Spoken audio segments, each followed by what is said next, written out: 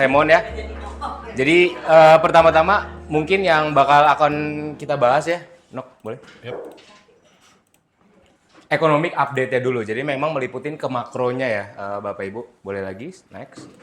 Jadi sebenarnya market crash kayak gini dari awal Januari sampai Maret ini tiga risiko utamanya ya ini ya di globalnya gitu. Yang pertama eskalasi geopolitik, krisis energi sama ketidakpastian moneter. Semuanya ini domino efeknya. Dimulai ketika memang konflik antara US dan Iran makin tereskalasi terus sehingga memang dari Irannya karena dia punya advantage Selat Hormuz ya, itu nilai jualnya di pasar global, dia bisa langsung blok si Selat Hormuz sehingga memang langsung krisis energi. Dan ini impactnya itu langsung ke banyak negara ya, bukan dua pihak ini aja. Karena memang Selat Hormuz itu hampir menguasai distribusi perdagangan minyak, teman-teman. Jadi makanya dia langsung harganya melonjak tinggi. Oke. Nah, dari krisis energi ini karena memang jadi inflasi karena memang kita tahu semua minyak itu adalah darah dari semua kegiatan ekonomi. Jadi makin banyak barang yang terinflasi dan ini ngebuat setiap negara itu jadi memiliki ketidakpastian terhadap moneternya. Nanti kita coba breakdown satu-satu dimulai dari yang eskalasi geopolitik dari domino efek ini. Sedikit quickly update ya, sepekan ini apa aja yang terjadi dari paman Trump gitu kan, sama juga Irannya sendiri. Jadi sempat happy kita kan, di Minggu Hormuz dibuka. Dan biasanya Sabtu Minggu weekend beritanya jelek gitu ya, tapi waktu itu bagus, Selat Hormuznya buka. Tapi ternyata di Senin itu ditutup lagi ya Bapak Ibu ya, ditutup karena memang Iran ini ngerasa bahwa udah ada kesepakatan tapi kok kenapa diblokade lagi gitu si Selat Hormuznya. Makanya dia ambil keputusan buat nutup lagi di Senin. Jadi kurang dari 1 kali 24 jam harus ditutup, Sabtu ngeklaim dibuka, Seninnya ditutup lagi gitu ya. Sehingga harga minyak crude oil itu naik lagi sampai 103 dolar per barrel gitu ya. Trump juga ngerasa kenapa perlu blokade meskipun udah dijanjin saat harus dibuka, itu karena ya si Irannya tuh nggak mau menyetujui keinginan US yang dimana harapannya Trump ini pengen si Iran itu menonaktifkan fasilitas nuklir sama juga nggak mau ada eksplorasi tenaga nuklir. Makanya dari itu dia melanggar itu semua dan sama-sama keras nih ya, sama-sama keras akhirnya terjadilah Selat Hormuz tertutup lagi gitu ya. Makanya di Rabunya Iran langsung tegas lagi, udah nembak-nembakin kapal dagang yang lewat di situ, blokade militer jalan lagi yang US, dan makin berat gitu ya. Ditambah lagi Presiden Iran sempat nge-tweet gitu ya, bahwa memang kalau dia kebuka untuk diplomasi, bertemu gitu ya, berkomitmen, tapi jadi agak berat nih kalau misalnya US ngelanggar mulu perjanjiannya. Jadi ya kita bisa lihat dari hasil seminggu ini makin nihil hasil juga, makin ya makin berjauh juga lah dari damai ya. Sementara ini sepekan ini seperti itu Bapak Ibu. Next. Nah, ini crude oil ya, balik lagi ke 100. Kalau Bapak Ibu lihat di tanggal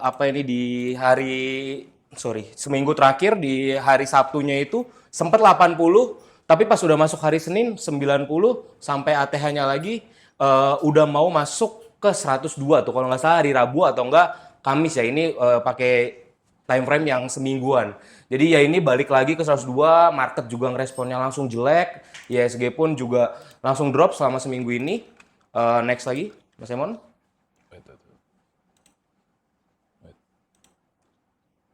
Nah, kita coba komparasi ya Bapak Ibu ya antara Indonesia sama teman-teman tetangganya.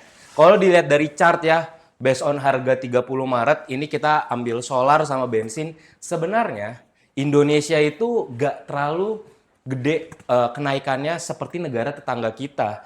Apakah kita perlu untuk mengapresiasi? Iya, mengapresiasi, tapi kita juga perlu ya mencoba kritis ke pemerintah kita. Apa benar nih kita bisa naik yang nggak terlalu signifikan itu karena ngambil APBN terus atau ada hal lain gitu ya. Makanya kita juga harus mempertanyakan itu ya. Selain mengapresiasi, kita juga harus mempertanyakan apa benar kenaikan bensin dan solar kita bisa sekecil ini itu karena apa gitu ya? Jangan-jangan ada lain yang membengkakkan sampai ke depannya. Tapi tujuannya kita coba cari tahu apa yang dilakukan pemerintah sampai dari negara tetangganya ini kita bisa kenaikannya kecil. Nah, nanti kita coba breakdown kenapa alasannya kita nggak dapetin energi shock price ya dari gejolak atau dinamika sekarang. Boleh lanjut lagi? Nah, ini ya udah masuk krisis tetangga kita ya. Malaysia udah mau Juni potensi krisis. Filipina sampai inflasi di negaranya 2 tahun terakhir itu paling tertingginya. Terus juga Thailand sampai pengen stop subsidi BBM-nya. Singapura sampai buat komitnya. Jadi ini aja negara tetangga kita yang even Singapura yang udah masuk negara maju udah kena dampaknya se-powerful itu ya. Tapi Indonesia masih lumayan sustain, kuat juga selama even memang Pak Bahlil bilang 21 hari ya stok bensin kita ya. Tapi sekarang kita masih bisa aktivitas ya meskipun memang yang non subsidi naik tapi subsidi masih ada dan overall rangkai distribusi kita masih cukup oke gitu ya. Jadi kita coba breakdown kenapa Indonesia tuh masih kuat gitu ya, nggak dapat energi shock price-nya. Boleh lanjut? Jadi ini ya alasannya ada 3 teman-teman ya. Jadi yang membuat Indonesia kuat dari dinamika harga oil sekarang. Yang pertama itu sistem kontraknya ya, sistem kontrak pembelian minyak Indonesia. Jadi Indonesia itu beli kontrak itu long term sama pakai formula pricing ya. Yang dimana ini ada MOPS dikali adjustment. Kita ambil real case-nya ya. Misalnya kita menggunakan average 3 hari dari MOPS-nya gitu ya. Terus adjustment-nya pakai HDS ya, Heavy Distillate Spread yang dimana itu 170% sebagai asumsi ya. Day 1 harga oil 80, day 2 100, day 3 120 gitu ya. Anggaplah seperti itu. Nah, kalau pakai logika sederhananya, kalau misalnya kita nggak pakai long term kontrak atau formula pricing ini atau spot harian, pakai yang spot harian, otomatis kan kita dapat harga di day 3 120. Tapi karena pemerintah kita pakai long term kontrak sama formula pricing ini, jadi cara hitungnya adalah day 1 sampai day 3-nya itu di average Bapak Ibu ya. Habis itu habis dibagi, ditambah habis itu dibagi 3 ya karena di average, dikali si HDS-nya 107%. Nah, hasilnya 107. Kalau kita lihat memang dari harga spot hariannya 120 sampai hasil dari formula pricing-nya ini kan meskipun ada kenaikan tapi kita nggak sampai yang langsung nge-spike gitu lah harga yang kita dapat. Jadi itu salah satu yang apa namanya yang kita lakukan untuk kontrak pembelian minyak di Indonesia dan itu long term gitu ya. Dan sebenarnya in real case gak 3 hari dong pasti ya. Pasti time frame-nya lebih panjang dan juga average-nya juga lebih panjang. Ini average 3 hari untuk example aja, contoh aja biar kita dapat apa namanya cara penghitungannya. Tapi secara overall itu mekanisme sama logika berpikirnya seperti ini hitung-hitungannya. Jadi itu yang pertama, sistem kontraknya long term sama formula pricingnya pakai MOPS dikali adjustment. Lalu kita ini punya anggaran lebih atau SAL dari APBN. Nah, sebelum Pak Purbaya itu mimpin ya, SAL kita tuh sebenarnya atau sisa anggaran lebih APBN kita itu up to 400 triliun ya. Tapi ketika memimpin Pak Purbaya kan langsung bilang kan 200 T-nya langsung ke Himbara ya kan. Sisanya lagi buat Koperasi Desa Merah Putih. Sehingga memang sisanya tinggal 120 T. Nah, sebenarnya SAL ini itu kan merupakan akumulasi sisa pembiayaan belanja negara tahun berjalannya. Jadi kalau kementerian dapat jatah berapa atau alokasi dananya ini berapa terus ada sisa, nah itu dimasukkan ke SAL ini. Nah, SAL kita overall sampai hari ini ya kurang lebih 120 triliun gitu ya.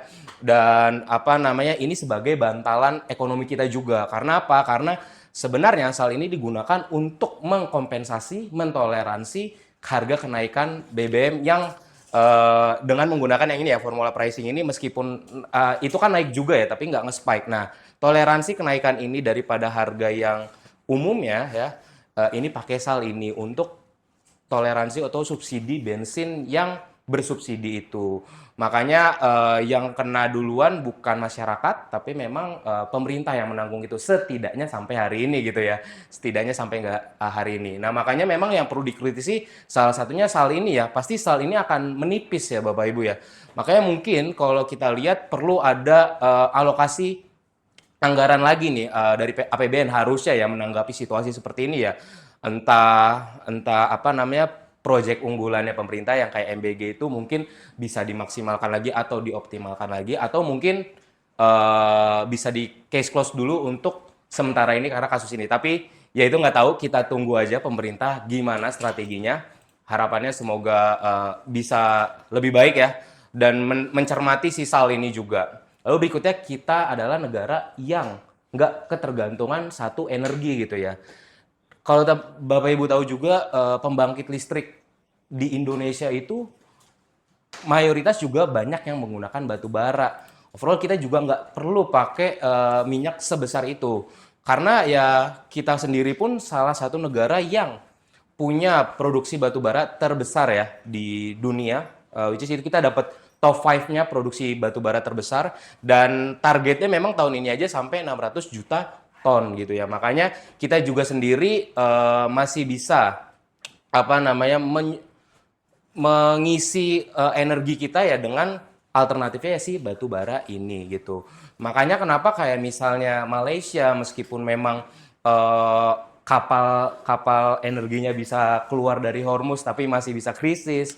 Terus Singapura juga ya karena mereka sangat ketergantungan sekali terhadap energi, bahkan SDM-nya tuh nggak sebanyak Indo ya. Bersyukur aja kita tinggal di Indonesia karena alternatifnya banyak, salah satunya si batu bara ini. Jadi inilah 3 alasan kenapa kita masih cukup kuat menghadapi dinamika harga minyak yang cukup kencang dan bahkan even negara-negara maju ya itu juga kena impact-nya kayak sekelas Singapura aja itu juga bisa mau ke arah krisis gitu ya. Kita semoga aja kita bisa tetap bertahan ya. Dengan kombinasi ini ya harusnya sih ya untuk beberapa hari ya masih cukup oke gitu ya Bapak Ibu ya. Boleh next lagi. Nah, kita ngomongin si US-nya ya, yang dimana yang mulai perangnya juga. Sebenarnya dia sendiri pun juga kalau kita lihat grafik ya, ini dia juga tertekan dari dalam negerinya.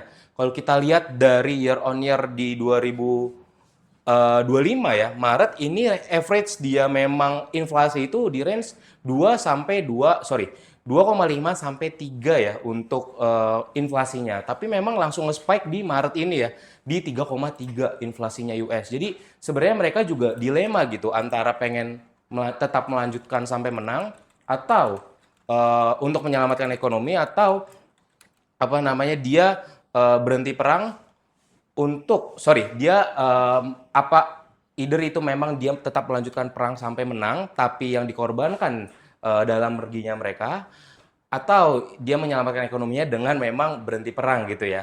Tapi ya kalau kita telusuri ya kayak memang Trump juga masih pengen getol untuk menang terhadap perang ini. Tapi di sisi lain dia juga sulit ya karena memang inflasinya di US saja udah sekitar 3,3%. Kenaikannya ya dari 2,4% ke 3,3% itu dari bulan Februari lalu. Jadi ini cukup tinggi sekali ya dan harusnya kalau misalnya masih berkelanjutan di US-nya sendiri makin tertekan. Begitu. Boleh Mas Emo lanjut? Oke, lanjut ya. Nah, ini sedikit juga The Fed ya, dari The Fed dot plot. Dot plot itu adalah eh, apa namanya voting dari pimpinannya The Fed untuk nentuin suku bunga di US gitu ya. Jadi cara bacanya dot plot ini kalau kita lihat ya misalnya di 2028 itu kan mediannya 3% sampai 3,25%. Nah, eh, dotnya ini si bulat-bulat yang kecil ini condong itu di berapa persen gitu. Nah, berapa persennya ini adalah voting si pimpinan-pimpinan tertinggi dari si The Fed gitu. Nah, kalau kita lihat median dari di tahun 2028 itu 3% sampai 3,25% karena dot plotnya lebih condong di situ ya.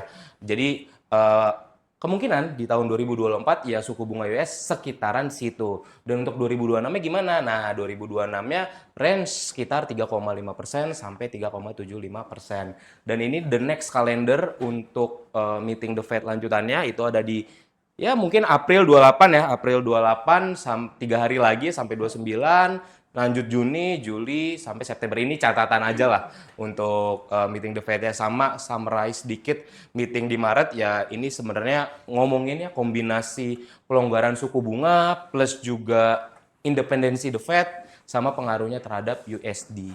Begitu kurang lebih untuk the Fed ini sama suku bunganya. Next.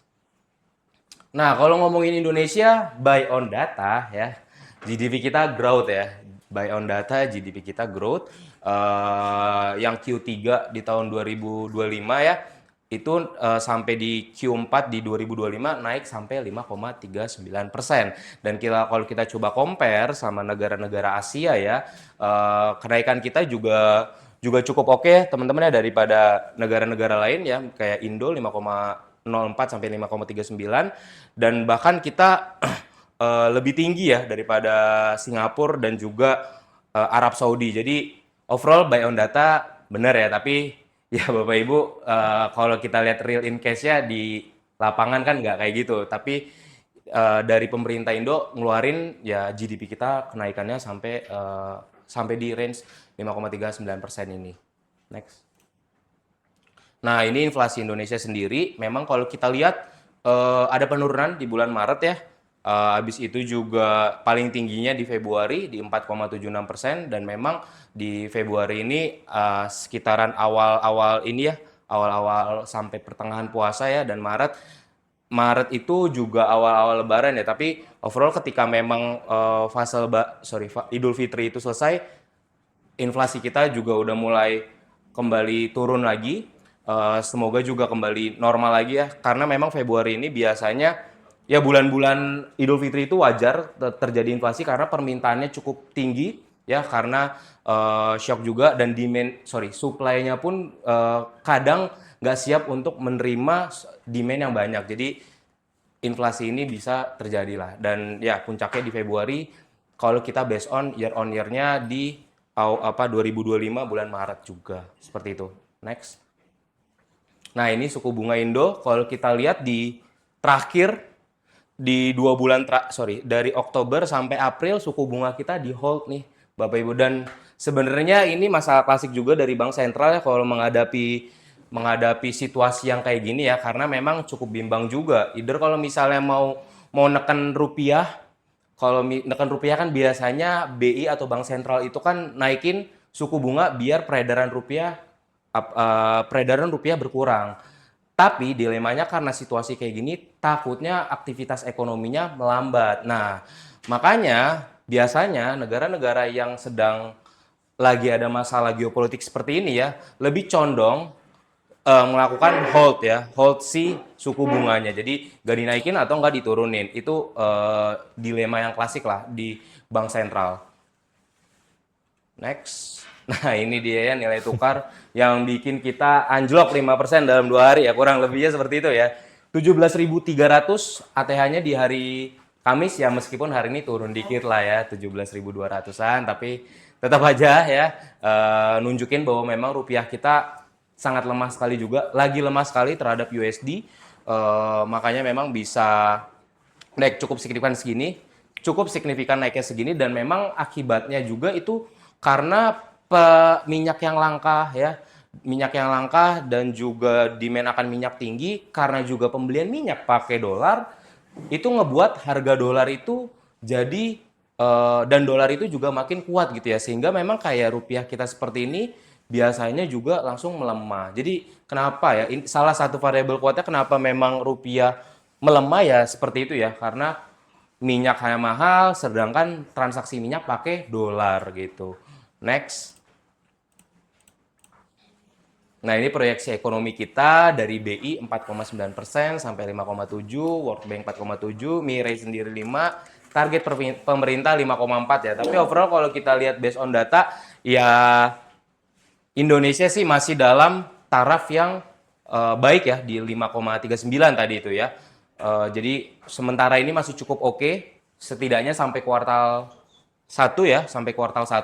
Dan juga katalisnya itu ya ini, yang paling kuat adalah penguatan harga komoditas kita kayak CPO, batu bara ya, nikel ya, dan juga ada sedikit masuknya investasi juga terhadap sektor komoditas kita. Tapi yang bikin katalis buruknya dalam jangka panjang dan juga jangka pendeknya, ya ini harga energi, pelemahan nilai tukar rupiah, defisit APBN, sama ketidakstabilan kondisi geopolitik. Jadi inilah katalis yang ngebuat GDP growth kita kurang lebih di sekitaran angka itu ya. Seperti itu. Next. Nah ini ya sedikit market update-nya. Nah kalau kita lihat indeks kita juga agak ya performanya juga turun ya, baik itu month to date sama year to date. Year to date ini lumayan parah sekali ya. Yang naik itu cuman IDX Trans, Industri sama Basic ya. Basic ini memang basic material tambang gitu. Jadi memang kalau kita lihat performnya dari 2000 dan juga EDX Basic ini banyak juga saham konglonya kan, karena memang konglo rata-rata juga di basic material gitu ya. Yang perform itu dari sektoral basic dan juga trans sama tadi industri gitu ya. Kalau kita lihat month to date-nya dari IHSG-nya sendiri juga sebenarnya naiknya 7,3%, tapi kan itu kan rebound dari 7.000 ke 7.500 ya. Sedangkan di tanggal ini kan month to date-nya April, berarti Maret itu kalau nggak salah IHSG-nya lagi drop kencang-kencangan sampai 6.800, jadi ya wajar aja di 7,3% secara kinerja ya. Dan kalau kita lihat yang paling selama kencang banget kinerjanya itu di industri nih, di 3,6%. Itu dari sektoral dan IHSG kita. IHSG kita masih minus juga tuh, di minus 12,6%, yang dimana ATH-nya sempat di 9.000 ya. Next. Nah ini dia ya, foreign flow-nya sebanyak ini gitu ya. Dari Januari sampai April ini. Nah kalau Bapak Ibu ingat ya, Februari ini kan sempat rebound dikit ya. Dikit aja gitu, gak banyak. April juga sempat rebound. Tapi bukan karena foreign masuk, karena foreign-nya berkurang lebih dikit aja daripada ini nih. Coba kita lihat ke trading view ya. Februari, April ya lebih kecil ya, 5,7 sama 5,5. Coba tarik di Februari Mas Emon ya. Februari.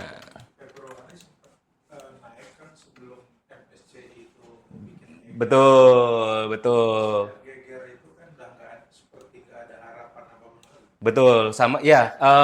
Tapi kan kadang kalau kita lihat ya kayak di forum-forum ya, forum-forum sebelah gitu ya, bilang asing mulai masuk. Nah, tapi nyatanya ya kenaikan ini sebenarnya buy on katalis juga, dan juga memang asingnya juga nggak masuk, justru masih keluar, tapi memang dalam porsi kecil juga. Dan kalau kita lihat di sini kenaikan di sini juga di Maret, ya ini naik tapi ya asingnya juga belum masuk, bahkan masih keluar. Tapi memang porsinya nggak sebanyak di Januari dan juga Februari seperti itu.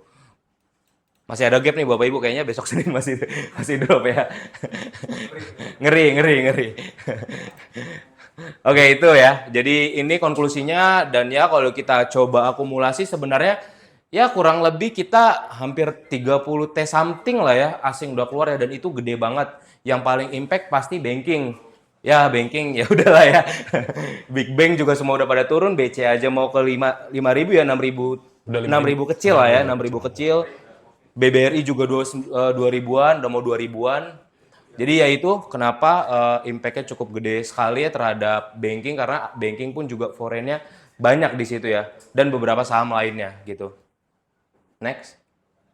Nah kalau kita lihat, nah ini kalau Bapak Ibu pengen cek, yaitu sebenarnya di HOTS kita ada di desktop, menunya 0141.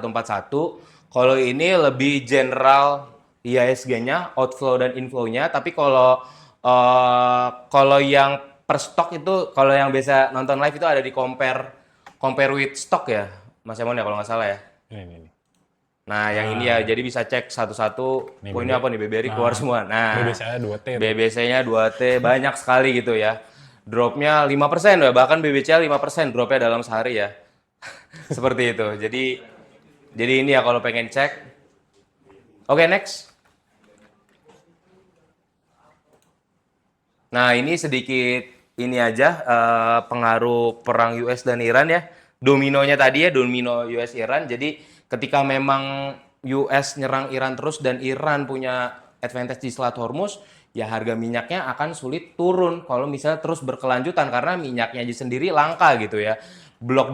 Distribusinya aja diblok terus. Nah, sehingga karena minyak ini darahnya kegiatan ekonomi juga, ini merembet kemana-mana, harga barang naik, makanya inflasi juga akan naik. Ketika inflasi naik, ekonominya melambat karena daya beli masyarakat itu menurun karena ya kita juga gajinya masih di situ-situ aja, naiknya nggak kencang tapi harga barang naik sehingga ekonomi melambat, terus daya belinya kurang, dan dari situ pelemahan nilai tukar juga karena ya tadi ya karena energi basicnya minyak itu basicnya menggunakan dolar ya, dan karena langka seperti ini justru dolar makin banyak yang minat ya, makanya rupiah sendiri pun juga makin melemah gitu. Dan suku bunga ya pada akhirnya tetap di hold karena ya bank sentral dilema ya antara mau ngamanin rupiah kita yang nguatin rupiah kita atau kegiatan ekonomi kita. Jadi mereka serba salah. Kalau misalnya mau naikin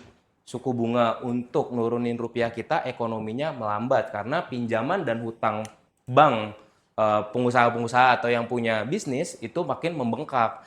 Tapi kalau misalnya nurunin suku bunganya guna untuk memperlambat untuk stimulus kegiatan ekonomi kita, yang jadi masalah itu si rupiahnya yang dimana makin melemah. Jadi itu dilemanya, makanya memang kalau Bapak Ibu suka lihat news entah itu The Fed ataupun dalam negeri, ya mereka di situasi kayak gini lebih banyak ngehold si suku bunganya di level yang sama. Seperti itu. Next, ini komoditi update. Jadi komoditi update kita summarize saja yang nggak terlalu spesifik. Jadi lebih condong buy on katalis sama prospek kedepannya aja. Paling seperti itu. Boleh? Yang pertama ada emas ya. Kalau emas ya pilihannya ada ARCI, BRMS, Antam, HRTA. Kalau kita ngomongin sentimen jangka pendeknya, ya ini ancaman inflasi yang naik. Biasanya memang ini akan ngaruh ke safe haven aset ya, kayak si emas. Dan juga bank sentral pun juga melakukan akumulasi. Nah, kalau kita ngomongin juga jangka panjangnya ya, karena dolar terdolarisasi dan pelemahan USD, biasanya ketika dolar udah lemah, larinya safe haven asetnya apa ya, ke emas. Nah, produksinya, tapi sentimen jangka panjang yang agak kurang itu ya produksinya tumbuh agak lambat aja karena memang investasi terhadap company emas ini cukup lumayan mahal juga dan kadarnya juga makin berkurang seperti itu. Next. Dan kalau kita lihat nih, sempat ATH-nya di area 5.000, tapi posisi sekarang per data 21 April ini di 4.700, dan ya wajar-wajar aja ya karena memang rata-rata orang TP atau enggak pindah safe haven asetnya ke dolar terlebih dahulu. Makanya sampai drop di sini. Tapi overall kalau kita lihat sebenarnya masih cukup menarik. Makanya tadi bilang ke geser ke belakang. Apa tuh? Ke belakang dikit. Nah, ini medium tuh long term aja gitu ya. Seperti itu. Next. Nah, ini CPO ya, CPO. Nah, kalau kita lihat kalau CPO jangka pendeknya menariknya apa? Karena CPO ini harga naik karena ada komoditas ini adalah alternatif dari si minyak. Jadi karena minyak udah mahal, CPO ini bisa jadi game changer ya untuk pengganti minyak. Meskipun nggak full ya. Karena kan CPO itu kan gabungan 50% biodiesel sama si minyak juga tetap. Tapi memang jatuhnya cost-nya lebih murah. Makanya CPO ini untuk jangka pendek sementara ini akan lebih harganya akan naik ya. Dan Bapak Ibu kalau misalnya mantau market, CPO itu naiknya juga lumayan ya di beberapa minggu terakhir karena ini sama project kita B50 mau coba sudah diterapkan di tahun 2025. Ini juga jadi katalis yang cukup baik ya untuk jangka pendek CPO. Nah, paling sentimen jangka panjangnya agak kurang, itu produksi tahunannya cenderung menurun akibat repellenting. Karena repellenting itu untuk perusahaan CPO biasanya ketika dia nanam nanam si sawitnya baru itu perlu waktu 7 tahun sampai dia bisa panen. Nah, makanya paling ini ya produksi tahunannya cenderung lambat. Sama ya ini agak oke ya, biofuel bisa jadi alternatif energi sewaktu-waktu kalau misalnya harga minyaknya masih naiknya kenceng banget. Ini ada TAPG, STAA, DSNG, LSIP. Ini LSIP naiknya juga lumayan kenceng nih ya. LSIP lumayan kenceng juga. Next. Ini makanya nih naiknya nge-spike juga nih di range 4.491. Year to date-nya naik sampai 12,3%. Boleh lanjut, Mas Emon? Ini Timah karena ya ini short to medium aja lah ya. booming AI bisa jadi semiconductor. Kenapa jadi semiconductor? Jadi kalau Bapak Ibu ya kayak punya laptop, HP, itu chip-chipnya itu nempelnya itu bukan pakai lem, jadi pakai timah ini di apa namanya dilelehkan buat ditempel biar aman data center juga. Nah, yang bikin harganya jadi mungkin advantage untuk sementara ini Myanmar. Kenapa pembatasan produksi di Myanmar? Karena Myanmar itu adalah salah satu produsen timah terbesar di dunia gitu. Urutan pertama dia. Nah, karena memang ada pembatasan produksi, makanya ini untuk jangka pendek menarik karena harganya jadi sedikit naik karena jumlah supply-nya dibatasi gitu lah ya. Habis itu ada konflik berkepanjangan di Kongo sama karena Kongo juga salah satu produsen terbesar di dunia juga ya. Sama sentimen jangka panjangnya konsumsinya tepat tinggi sama bisa untuk transisi energi ya, sama efisiensi teknologi dan produksi chip. Itunya pilihannya cuma satu, Teens doang ya, emitennya ya paling ya. Teens, boleh lanjut Mas Simon? Nah, ini nikel ya. Nikel ini kalau di Indo itu dipangkas. Sebenarnya nikel itu di Indonesia merupakan produsen nikel terbesar kedua ya. Sorry, pertama malah ya. Pertama di dunia nikel kita. Nah, tapi memang karena RKAB-nya dipangkas ya sama Menteri ESDM kita itu hingga sepertiga persennya. Makanya ini untuk sentimen jangka pendeknya sebenarnya menarik karena harganya bisa cenderung naik ya karena memang produsen terbesarnya ada di Indonesia. Nah, permintaan baja yang stabil juga sama perlambatan permintaan EV. Nah, ini juga mempengaruhi ke nikel. Nah, sahamnya itu ada NCKL, Antam juga yang main dikit sama Inco dan DKFT. Next. Nah, ini ya untuk sementara harganya naiknya juga lumayan gede sekali sampai 18 ribuan ya, teman-teman ya. Untuk si nikel ini. Paling itu nanti lanjutan komoditasnya boleh dilanjut Mas Emon sektor banking ya. Untuk Mas Emon waktu dan tempat dipersilakan. Oke. Boleh di next, Mas Jim. Nah, ini yang seru nih berikutnya nih. Kita minyak gas dan batu bara dulu yang kemarin 2 hari lalu baru naik ya, Medco Energy ya kan baru naik, Pegas juga baru naik. Nah, sebenarnya Bapak Ibu sedikit masuk dulu dari komoditas gitu ya. Kalau misalnya memang kayak saham-saham emas, pokoknya kita lihatnya kalau misalnya dia udah turun dropnya dalam gitu ya, di situ baru kita coba masuk.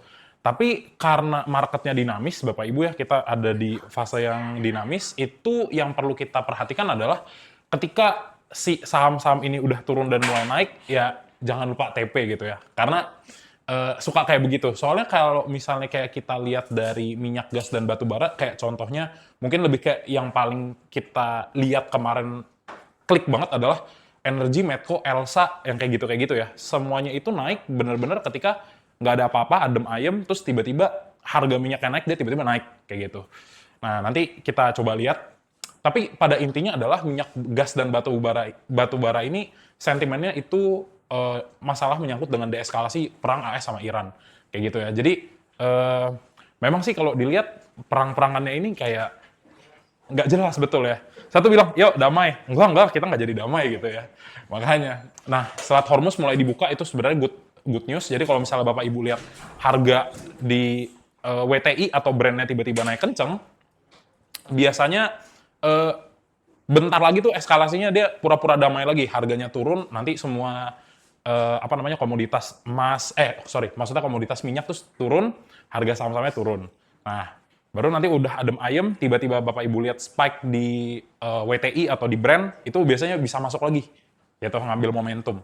Nah, jadi sebenarnya untuk jangka pendeknya memang bagus karena ya fasilitas kilang minyak itu di Timur Tengah udah banyak yang rusak, kayak gitu. Dan kalau misalnya nanya-nanya sih untuk memperbaiki kilang minyak yang rusak itu agak lama ya, butuh makan waktu. Jadi kalau misalnya pun nanti perangnya selesai, jadi untuk harga minyak itu sendiri nanti akan higher for longer gitu ya. Jadi dia mungkin ada di kisaran 80 sampai 90 dolar per barrel itu bisa akan lama.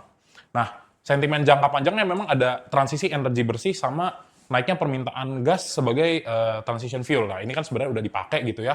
Tapi yang nanti jadi menarik itu adalah di PTBA Bapak Ibu.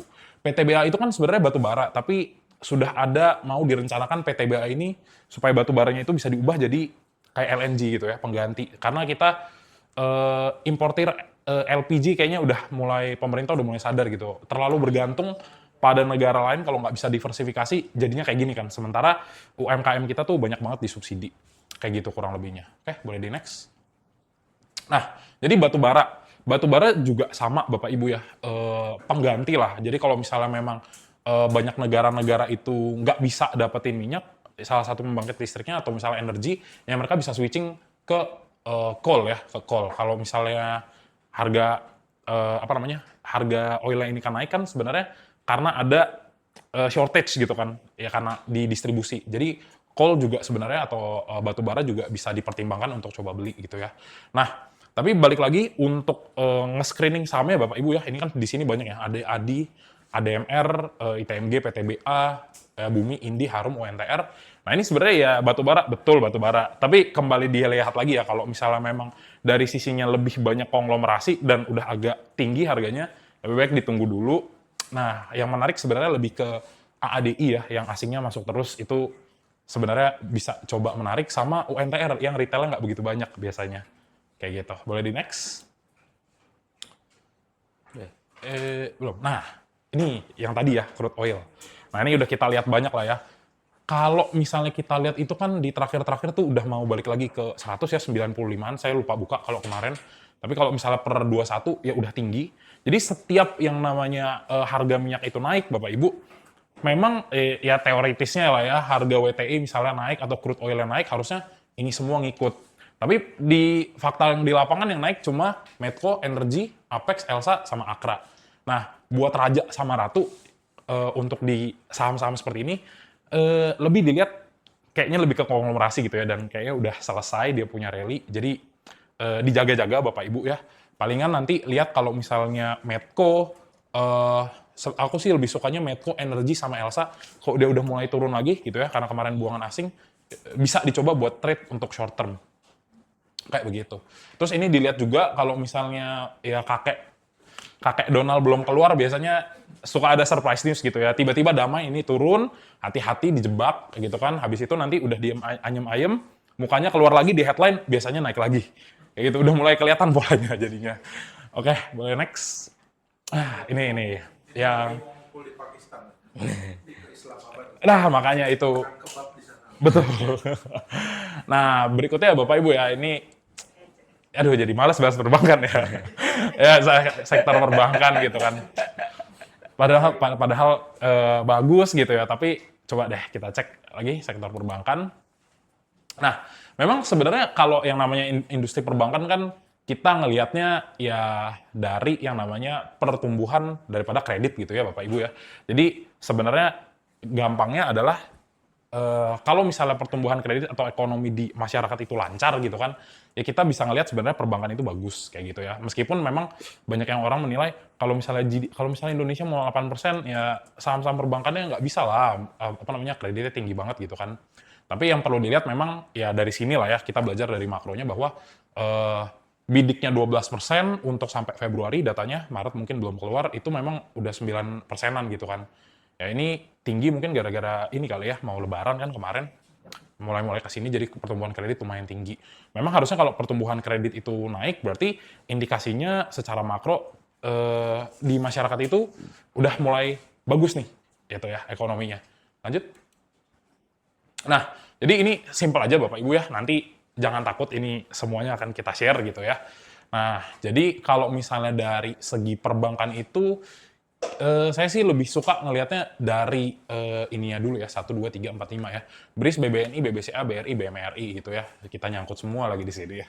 Nah, jadi palingan sih untuk mempermudah gitu ya, kita bagi-bagi dari perbankan itu. Kalau BRIS kan kita udah tahu ya, syariah. Dan kalau BBNI ini yang sebenarnya nggak tahu nih dia mau kuatnya kemana, entah ke korporasi, consumer, atau justru retail. Dia yang nggak begitu jelas. Tapi di sini menarik ya, dia punya DPK tiba-tiba naik. Nah, kalau BCA konsumernya yang kuat Bapak Ibu ya, siapa yang nggak pakai BCA gitu kan. Kemudian kalau BBRI yang UMKM, dan yang terakhir kalau BMRI itu korporatnya besar.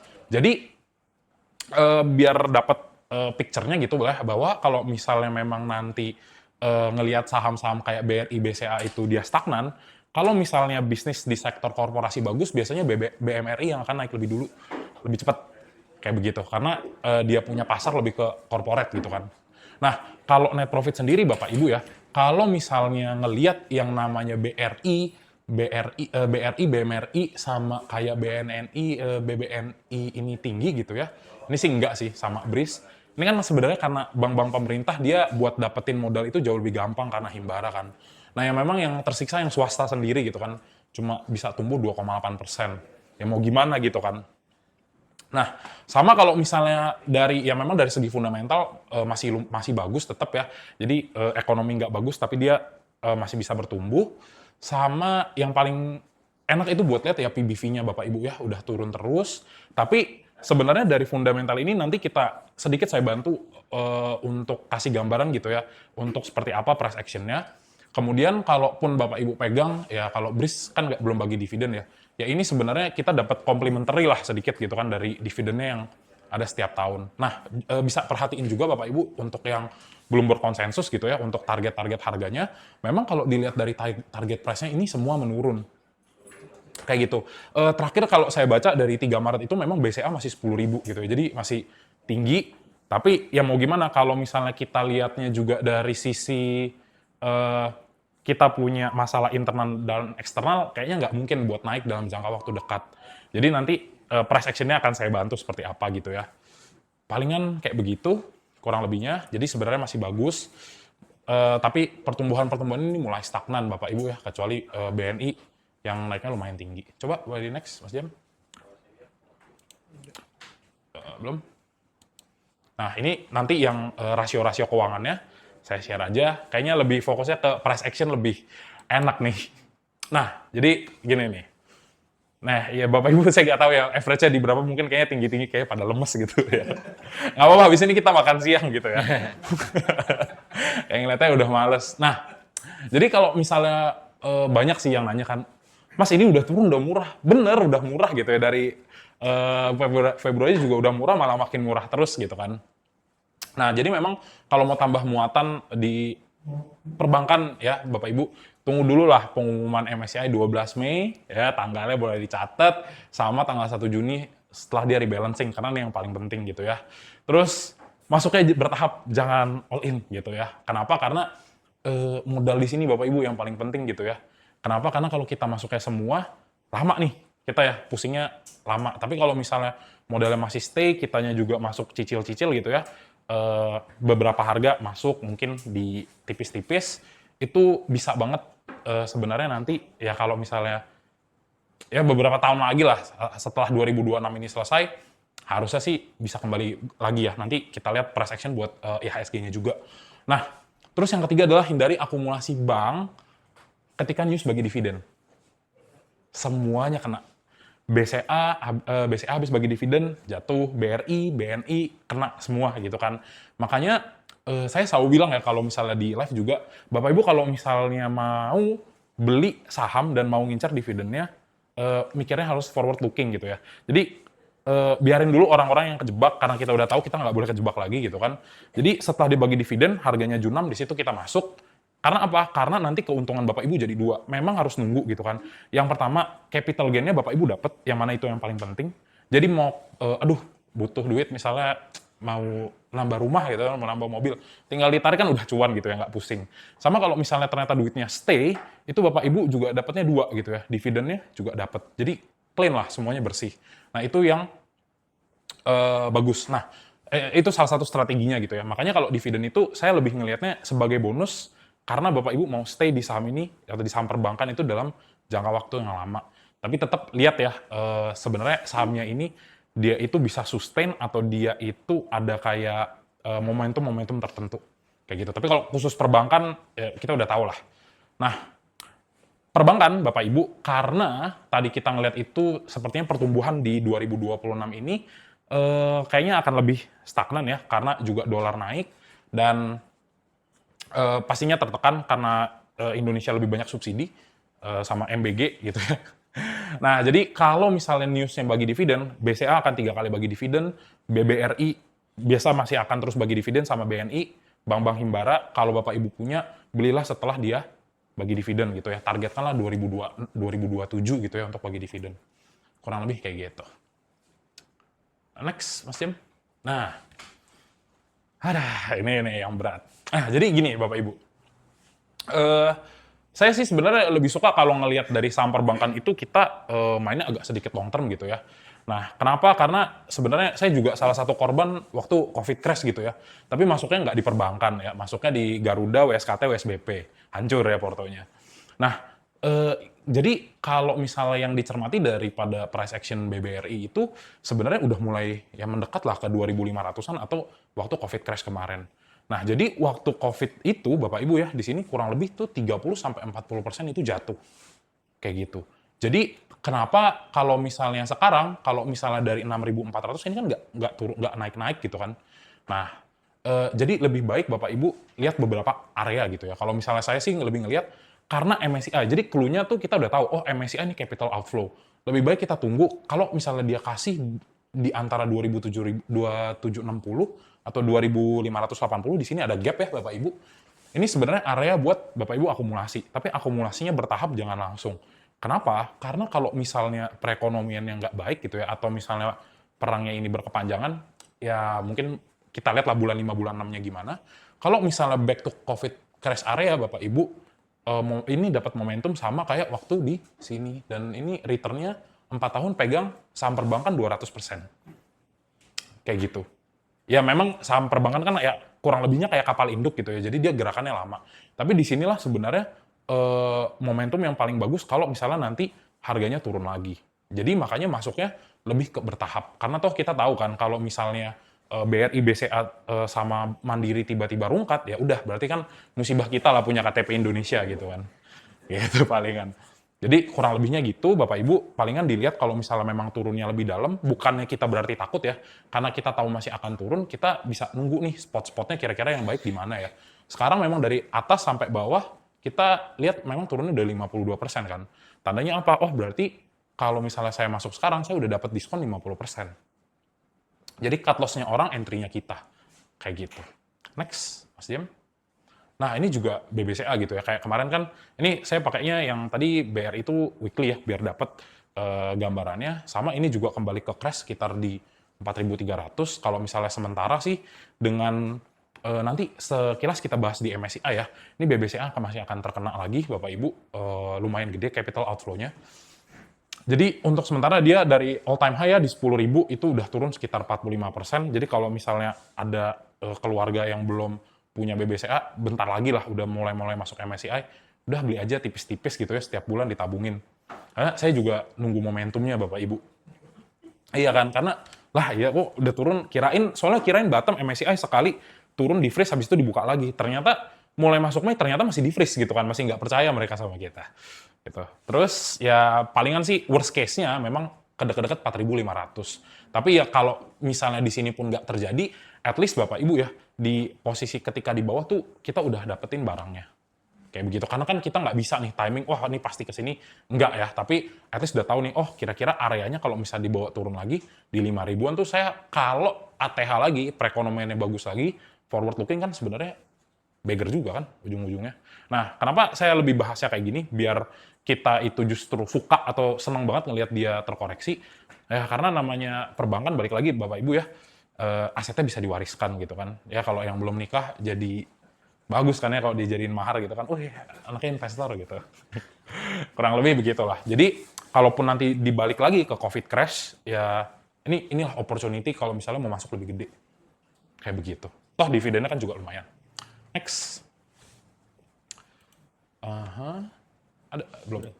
Nah ini yang Mandiri juga sih. Kalau sebenarnya Mandiri short term ya Bapak Ibu ya, salah satu yang paling kuat memang agak sulit juga sebenarnya saya ngelihatnya. Tapi ini ketika korporasi baik, dia naiknya juga gede ya, 300% sampai ATH. Jadi momentum-momentum kayak gini perlu dilihat. Kalau saya sih ngelihat sebenarnya ke 4.000 dulu ini ya, BMRI. Nah, kalau misalnya after MSCI juga mungkin kalau turun lagi bisa jadi gitu ya.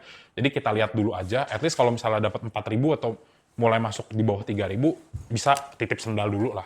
Nah, sebenarnya yang beberapa target saya itu ngelihat kayak kalau misalnya berkepanjangan mungkin area-area COVID di 4 tahun lalu tuh bisa di testing gitu ya. Jadi buat saham-saham besar bisa dicoba kalau misalnya udah down lagi, Bapak Ibu coba beli tapi pelan-pelan. Karena kalau misalnya ngelihat COVID crash di bawah ini ya, di 1.800 kayaknya nggak mungkin. Palingan sih ke 300-an dia udah mentok lagi, udah balik lagi, gitu kurang lebih. Next, Mas Jem. BBNI ini. Nah, jadi ibaratnya kenapa saya pakainya chart yang lebih panjang, supaya itu kita tahu gitu, bahwa kalau misalnya setiap crash yang terjadi itu pasti ada opportunity lagi gitu kan. Kenapa? Karena semuanya kan udah pada capek gitu ya akhirnya di saham. Nah ini juga Bapak Ibu ya, buat BBNI memang sekarang sih kalau tadi ngelihat dari fundamentalnya masih agak bagus, atas sampai bawah emang rata-rata udah turunnya 40-50% gitu kan. Kalau kita lihat dari segi price action, palingan sih kalau yang simple-simple gitu ya, kita lihat 3.000, ini 2.800 juga sebenarnya masih make sense karena di situ ada gap. Karena perbankan-perbankan ini juga paling banyak yang nampungin asing, ya masih drop masih bisa lah. Tapi kalau ke 1.600 ini kayaknya nggak mungkin ya, nggak make sense gitu. Palingan sih testing support 2021 waktu era-era COVID. Next, Mas Jem. Nah, ini yang ditunggu nih.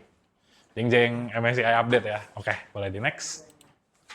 Nah, sempat di-mention lagi. Jadi ya mereka musuh kita semua ya, musuh para investor retail gitu kan. MSCI, Moody's, Fitch, Standard & Poor's. Nah, tapi kita lebih spesifik ke MSCI mungkin ya. Kalau Moody's itu kan dia ngomongin masalah fiskal, kalau Fitch Rating kepastian kebijakan, Standard & Poor's dia apa nih? Pelebaran defisit anggaran. Nah, yang ini deh kayaknya nih, Moody's sama Standard & Poor's itu obligasi kita ya. Jadi kalau misalnya obligasi kita di rating turun, itu yield-nya naik, terus capital outflow lagi. Tapi dari sisi yang lain ya Bapak Ibu ya, dari sisi pasar obligasi. Kayak gitu. Jadi ngelihat yield-nya gede, tapi ya capital outflow juga akan terjadi. Dan kalau capital outflow terjadi, rupiahnya ngapain? Rupiahnya makin melemah gitu ya, karena dolarnya di-dump terus. Nah, kita fokus ke MSCI. Sebenarnya MSCI maunya apa sih gitu ya? MSCI maunya apa? Ancaman downgrade? Enggak lah, karena udah diumumin gitu kan, bahwa ya kita di-freeze lagi. Ada saham yang keluar, tapi nggak bisa masuk gitu kan. Nah, sebenarnya MSCI itu ngomongin masalah yang namanya likuiditas, Bapak Ibu ya. Likuiditas, simpelnya gini. Bapak Ibu punya uang 100 juta, Bapak Ibu saya rekomendasi Dada masuk di harga 50, mau nggak? Pasti enggak kan. Kenapa? Masuk 100 juta di harga gocap, dia naik ya, mungkin 10-15%. Habis itu ketika Bapak Ibu jual nggak bisa. Kering. Nah, dia itu nggak mau bisa masuk, nggak bisa keluar. Kayak gitu. Jadi, dia itu ngomongin masalah transparansi struktur kepemilikan, ya makanya yang ada high concentration shareholder list itu ya. Nah, itu keluar langsung tuh drop kan. Nah, itu yang active fund-nya keluar. Nanti saya bantu jelasin. Sama yang masalah likuiditas kayak gitu. Jadi mereka itu nggak suka kalau misalnya likuiditas itu yang main dia lagi. Dia pengen saham ini tuh benar-benar ya udah diperjualbelikan ya layaknya kayak di pasar gitu kan, ramai transaksinya. Nah, MSCI yang nggak percaya di sini, makanya masih di freeze dan ya udah asing lebih karena gini Bapak Ibu, konsep daripada MSCI itu bayangkan seperti Bapak Ibu masuk ke reksadana saham kayak gitu. Mereka kan sebenarnya pasif ya, mereka pasif ya kayak nabung di BPJS lah gitu kan, potongan-potongan itu dia pasif sehingga kalau misalnya MSCI bilang ini keluar, mereka akan keluarnya bareng. Nah, tapi ada juga institusi yang mengikuti MSCI. Maksudnya MSCI ini pilihan sahamnya ini. Daripada saya ribet, mendingan saya contek aja MSCI. Kayak gitu. Nah, makanya ini salah satu yang benar-benar berpengaruh di kita, apalagi saham-saham kita rata-rata kan yang kapitalisasinya besar. Next. Nah, oke. Nah, update terakhir ya Bapak Ibu ya. Di Mei 2026, pembekuan untuk penaikan bobot dan jumlah saham. Jadi udah pasti saham Dewa, saham Bumi nggak jadi masuk ya. Saham Dewa, saham Bumi nggak jadi masuk. Nah, tidak ada saham baru yang masuk dan naik kelas. Nah, berarti apa? Berarti kayak biasa tuh. Kayaknya bisa keluar tapi nggak bisa masuk ya. Terus nggak naik kelas. Jadi nggak ada yang dari small cap ke standard cap. Habis itu MSCI akan mengeluarkan saham yang masuk HSC ya. High Shareholder high shareholder concentration ya, concentration list betul. Nah, nih Bapak Ibu ada yang punya brand sama DSSA. Nah, ini PR Bapak Ibu ya. Ini masih akan turun. Ini masih akan turun. Apalagi nanti jadi gini Bapak Ibu. Dia umumin dulu nih, tanggal 12 Mei. Oh, 12 Mei resmi Indonesia akan turun gitu ya. Memang belum secara spesifik dia kasih tahu keluarnya berapa, tapi kan udah kelihatan ya. Perat MSCI itu pengennya, pokoknya kita pengen liquid lah sahamnya. Ternyata kan ya dua ini nggak liquid kan. Jadi nanti goncangan terberat Bapak Ibu yang lagi pegang brand sama DSSA adalah tanggal 12 Mei ketika aktifannya keluar, gitu ya, meskipun sekarang udah pada keluar, sama nanti di 1 Juni. 1 Juni itu berarti masuknya +1. Berarti di Jumatnya, sebelumnya tuh. Waktu masa efektif. Nah, waktu masa efektifnya itu karena dia pasifan, dia akan keluar bareng-bareng. Nah, jadi ini bisa junam lagi. Tapi saya nggak tahu update-nya ya Bapak Ibu ya, apakah mereka sudah keluar atau belum, itu nggak tahu. Tapi biasanya ketika keluar, biasanya sih jatuhnya agak dalam. Nah, jika dibutuhkan, MSCI akan menggunakan data kepemilikan 1% ya, yang bisa Bapak Ibu lihat di bursa, untuk menyesuaikan free float. Nah, ini saya nggak tahu hitungannya gimana, tapi harusnya sih kalau misalnya bursa mau buka, harusnya udah percaya ya. Jadi palingan kalau misalnya mau main MSCI, paling di kuartal berikutnya ya, palingan gitu. Nah, review berikutnya akan diumumkan ya di Juni lah, setelah dia diumumkan ya, nanti kita lihat seperti apa.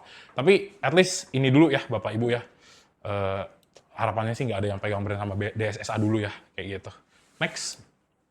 Nah, ini nih yang kita akan bahas masalah menyangkut dengan capital inflow atau outflow gitu kan. Kalau saya sih sebenarnya sejujurnya paling enak nganalisa saham-saham gede yang kita lihat duit asingnya masuk. Kenapa? Karena udah jelas gitu, wah ini duit siapa? Oh, net buy, ya udah kita follow the money aja kan. Nah, nih Bapak Ibu ya, BCA, BRI, BMRI. Aduh, mimpi buruk ya malam ini ya. Telkom, ya ASI, Aman, DSSA nih. DSSA, BNI, UNTR, sama Goto gitu ya. Nah, yang paling kena banyak dua ini pasti. Kenapa Bapak Ibu? Karena yang paling liquid sahamnya dan size-nya yang bisa keluar paling cepat adalah BBCA sama BBRI. Jadi kayak balik lagi simpelnya gini. Misalnya kita punya duit banyak gitu ya, ada di BBCA, BBRI, sama di saham dada. Yang paling gampang dijual kan pasti BCA sama BRI. Ya udah pasti, udah kita cabut dulu kalau dada nyangkut lah gitu kan. Jadi sama konsepnya yang dipakai sama MSCI. Jadi ketika dia itu ada nanti penurunan bobot atau penyusutan bobot gitu ya, jadi kitanya dapat lebih kecil. Nah, ini yang paling terdampak adalah ya top 2-nya dulu. Biasanya BCA sama BBRI. Kayak gitu. Ini yang top 10-nya. Next, Mas Jam. Nah, ini nih, Bapak Ibu ya. Ini dari Mirae Asset gitu ya. Jadi ini kurang lebih topnya ya. Top-topnya yang gede. Nanti nggak apa-apa, kita akan share juga. Nah, DSSA ini nih, ini akan keluar gitu kan. Sama brand ya, keluar. Nah, kalau di total-total nih, BBCA kan itu sebenarnya dia punya 357,8 triliun gitu ya. Nah, ini nanti di-adjust dia akan turun. Nah, jumlah inilah nih, adjustment-nya inilah selisih kurang lebihnya capital outflow-nya. Kayak begitu. Simpelnya seperti itu Bapak Ibu ya. Jadi kan ini, kalau misalnya dilihat nih, current foreign inclusion factor-nya 45, jadi turun 4,25, ya kan selisih 2,5 nih. Nah, 2,5 itu kalau adjusted-nya itu kita hitung dari market cap-nya, maka dia turun dari 358 lah, 358 ke 338, berarti kurang lebih ya 20 lah ya. Betul. Nah, ini saham-sahamnya, saya nggak tahu kenapa cuan itu tiba-tiba naik, mungkin karena masuk LQ45 kalau nggak salah ya. Agak anomali, tapi harganya turun memang. Tapi kalau misalnya lihat ini lagi Bapak Ibu, nah ini berarti harusnya masih ada dari aktifan itu yang akan keluar. Nah, yang dicek jadinya yang kesimpulannya Bapak Ibu ya. Total FIF adjustment market cap itu dari 1.563 triliun jadi 1.400. Nah, kalau lihat persentasenya keluar 8,2%. Ini forecast-nya Mirae Asset ya Bapak Ibu ya dari riset kita. Nah, jadi kurang lebih sekitar keluar lagi 14,2 triliun. Aduh, gitu ya, di bulan Juni. Berarti masih akan berkelanjutan. Kayak begitu. Tapi ini nanti bisa akan berbeda angkanya ketika ya udah pasti MSCI keluarinnya berapa. Tapi kurang lebih diestimasikan ya sama analis kita ya kurang lebih akan ada outflow lagi sekitar 14,2 triliun dari MSCI. Itu boleh next Mas Jem. Nah, jadi tadi kan kita udah lihat nih. Berarti dari list sahamnya gitu ya, dari isi kuenya gitu kan, kue yang dari negara Indonesia tuh akan berkurang. Nah, jadi kalau MSCI dia yang buat emerging market, jadi biasa kuenya gede-gede, paling gedenya China, Taiwan, Korea, India, Brazil gitu ya. Kita di agak-agak di bawah ya, di bawah. Jadi kuenya kita kan kecil ya, 0,9. Nah, bobotnya turun Bapak Ibu ya. Yang tadi tuh turun sekitar 14%. Makanya tadi kurang lebih ada estimasi ya 15 sampai 20 triliun akan ada capital outflow, tapi dari dianya doang nih, dari passive-nya. Kita nggak tahu active-nya bakalan keluar lagi atau enggak. Nah, saya belum tahu lah, tapi at least sudah tahu ketika MSCI Indonesia index weight-nya turun gitu ya, porsinya turun, ya kita akan lihat another capital outflow. Nah, ini source-nya dari MSCI sama riset kita ya. Jadi lemes gitu ya, lihat lagi. Oke, next lagi.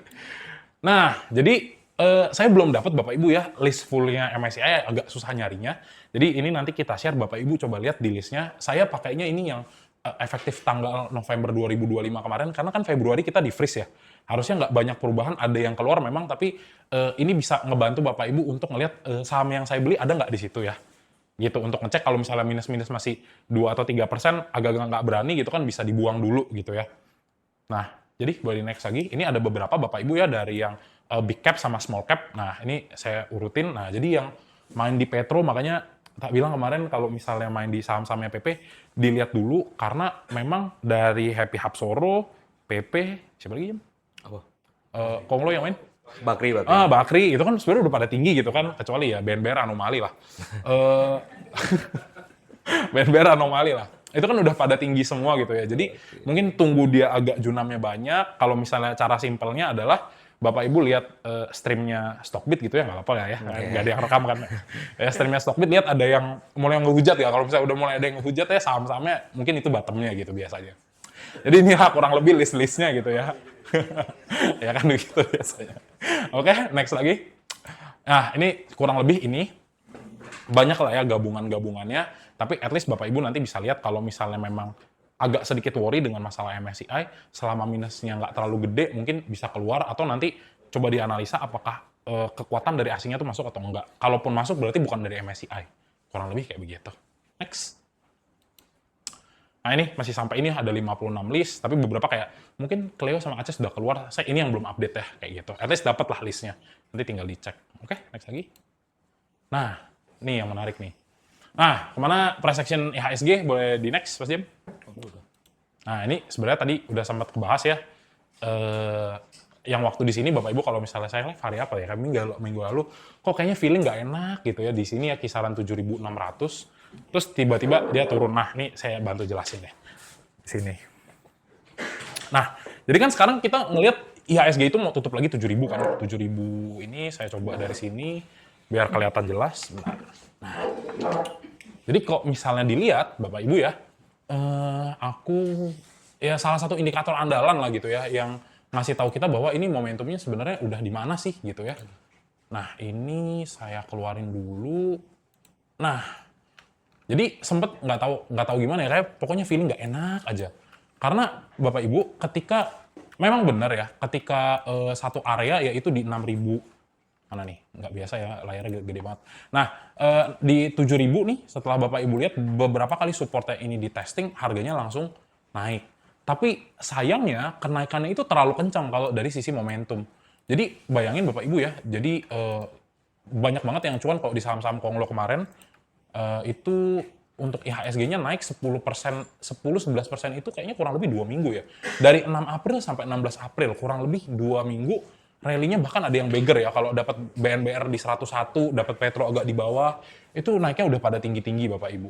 Nah, dan sebenarnya kalau kita lihat dari price action-nya si IHSG kita sendiri, sebenarnya kan naiknya kayaknya nggak ini ya, apa namanya, berarti terlalu impulsif lah, terlalu kencang. Padahal kan sebenarnya dolarnya naik, terus Bapak Ibu lihat masalah kita eksternal dan internal yang mana melibatkan asing juga. Salah satunya contohnya bursa sama MSCI. kemudian dari luarnya perang-perangan, terus sama kayak masalah subsidi gitu ya, yang mana kan sebenarnya berpengaruh untuk pasar saham, tapi kenapa anomali dia naik? Nah, disitulah sebenarnya kalau Bapak Ibu lihat salah satu kayak saham-sahamnya inilah ya, kayak ada saham yang itu Bakri kayak misalnya contohnya Bumi juga. Kan tiba-tiba naiknya lumayan tinggi Bapak Ibu ya, dan beberapa saham, jadi ini sedikit agak bahas yang saham-saham lain supaya dapat gambaran, ternyata semuanya mirroring IHSG nih. Mirroring IHSG dan dengan momentum yang sangat besar. Jadi momentumnya besar, dia crossing down ke bawah, Bapak Ibu bisa lihat kayak di live saya sering banget jelasin tentang ini. Nah, ketika pada akhirnya dia masuk dari zona overbought, dia akan turun. Nah, memang momentum itu nggak bisa dibilang 100%, oh ini fix turun. Tapi kadang kita udah mulai ngeliat, wah ini kok mulai naiknya mulai nggak kuat gitu ya. Berarti kan itu sebenarnya mulai tanda-tanda penurunan gitu ya. Dan itu juga sebenarnya terjadi kayak di saham-saham PP gitu ya, kayak Petro juga Bapak Ibu lihat semuanya masuk dari apa namanya overbought gitu ya. Sama cuan juga gitu ya. Jadi yang semuanya apa namanya yang saham-saham Kongo yang naiknya tinggi banget itu semuanya mirroring IHSG, dan sekarang kita ngelihat ternyata mereka mirroring juga nih gitu ya, mirroring turun, terus di sini juga turun kayak gitu. Lumayan sih sebenarnya memang ya. Sama kalau misalnya Bapak Ibu cara melihatnya supaya kita nggak FOMO, oh Petro mau misalnya CDI atau cuan mau dibawa ke 1.600, dia ada akuisisi. Coba kita aja lihat dari bawah sampai atas tuh kira-kira naiknya berapa ya. Oh 69% dalam kurun waktu 2 minggu dengan katalis yang jelek. Nah inilah makanya yang sebenarnya harus agak hati-hati gitu ya. Nah itu kurang lebihnya Bapak Ibu ya, untuk gambaran mayoritas saham tuh sebenarnya bener-bener ngikutin IHSG, jadi gambarannya. Nah kalau contoh-contoh yang baru lawan arah kan sebenarnya Medco kan, nah dia baru selesai. Medco apa? Energi juga. Nah ini kan dia baru naik kan, naiknya pelan-pelan dan itu baru crossing. Kalau misalnya kemarin turun semua wajar lah, indeksnya minus 3% gitu kan. Nah sekarang kita balik lagi Bapak Ibu ya untuk ngelihat IHSG. Nah memang di posisi saat ini apakah bosan? Ya memang sangat bosan. Tapi yang mau saya highlight di sini adalah kita pengen trace back dulu ya dari tahun-tahun sebelumnya. Sebenarnya kita punya indeks tuh seperti apa sih gitu ya? Karena kayaknya jarang ya orang yang bahas indeks sampai belakang. Karena saya sebenarnya sukanya ngelihat indeks. Ternyata oh banyak sekali loh kalau misalnya Bapak Ibu yang udah lebih lama gitu ya. Ternyata ini dari tahun berapa ini? Nah ini kita bisa lihat apa namanya junam-junamnya ya. Salah satunya 2013 turun 27%, 26% turun di tahun berapa ini? Di tahun 2015. Ya 2008 juga. Nah ini COVID crash Bapak Ibu. Tapi kalau misalnya ditarik dalam sebuah garis, apa yang terjadi? Oh iya ya, ternyata kalau misalnya kita bisa salah satunya manfaatkan, kan sebenarnya naik lagi gitu kan. Jadi yang mau kita dapat gambarannya adalah ya ketika memang marketnya turun, ya memang agak susah gitu ya. Tapi ternyata kan habis itu mereka recovery lagi Bapak Ibu ya. Memang kita nggak tahu kapan, salah satunya yang parah memang di sini ya, crash 2009. 2008. Ya 2008, 50%. Tapi apa habis itu? Buat yang mereka yang punya modal buat apa namanya nampungin barang di bawah, dari indeksnya aja udah beggar gitu ya. Berarti kan mereka ada yang multi beggar banget nih kalau ngambilnya beneran dari bawah. Nah maksud saya dari sini sebenarnya ini dari korban COVID crash juga sih sebenarnya saya Bapak Ibu ya. Dari sini saya tahu bahwa ketika memang marketnya bearish gitu ya, kita cenderung konservatif. Sama ya udah kita coba lihat aja kira-kira apakah dia masih mau turun atau enggak. Nah kalau untuk technical review di beberapa hari ini dan kita ngeliat sentimen MSCI-nya memang jelek, mungkin kita akan sangat mungkin untuk sentuh 7.000 dulu. Kayak gitu ya, 7.000 kalau misalnya masih bakal jelek dan perangnya ini tidak kunjung selesai, harga-harga minyak, paling gampangnya harga minyak masih di bawah dicepet Bapak Ibu ya.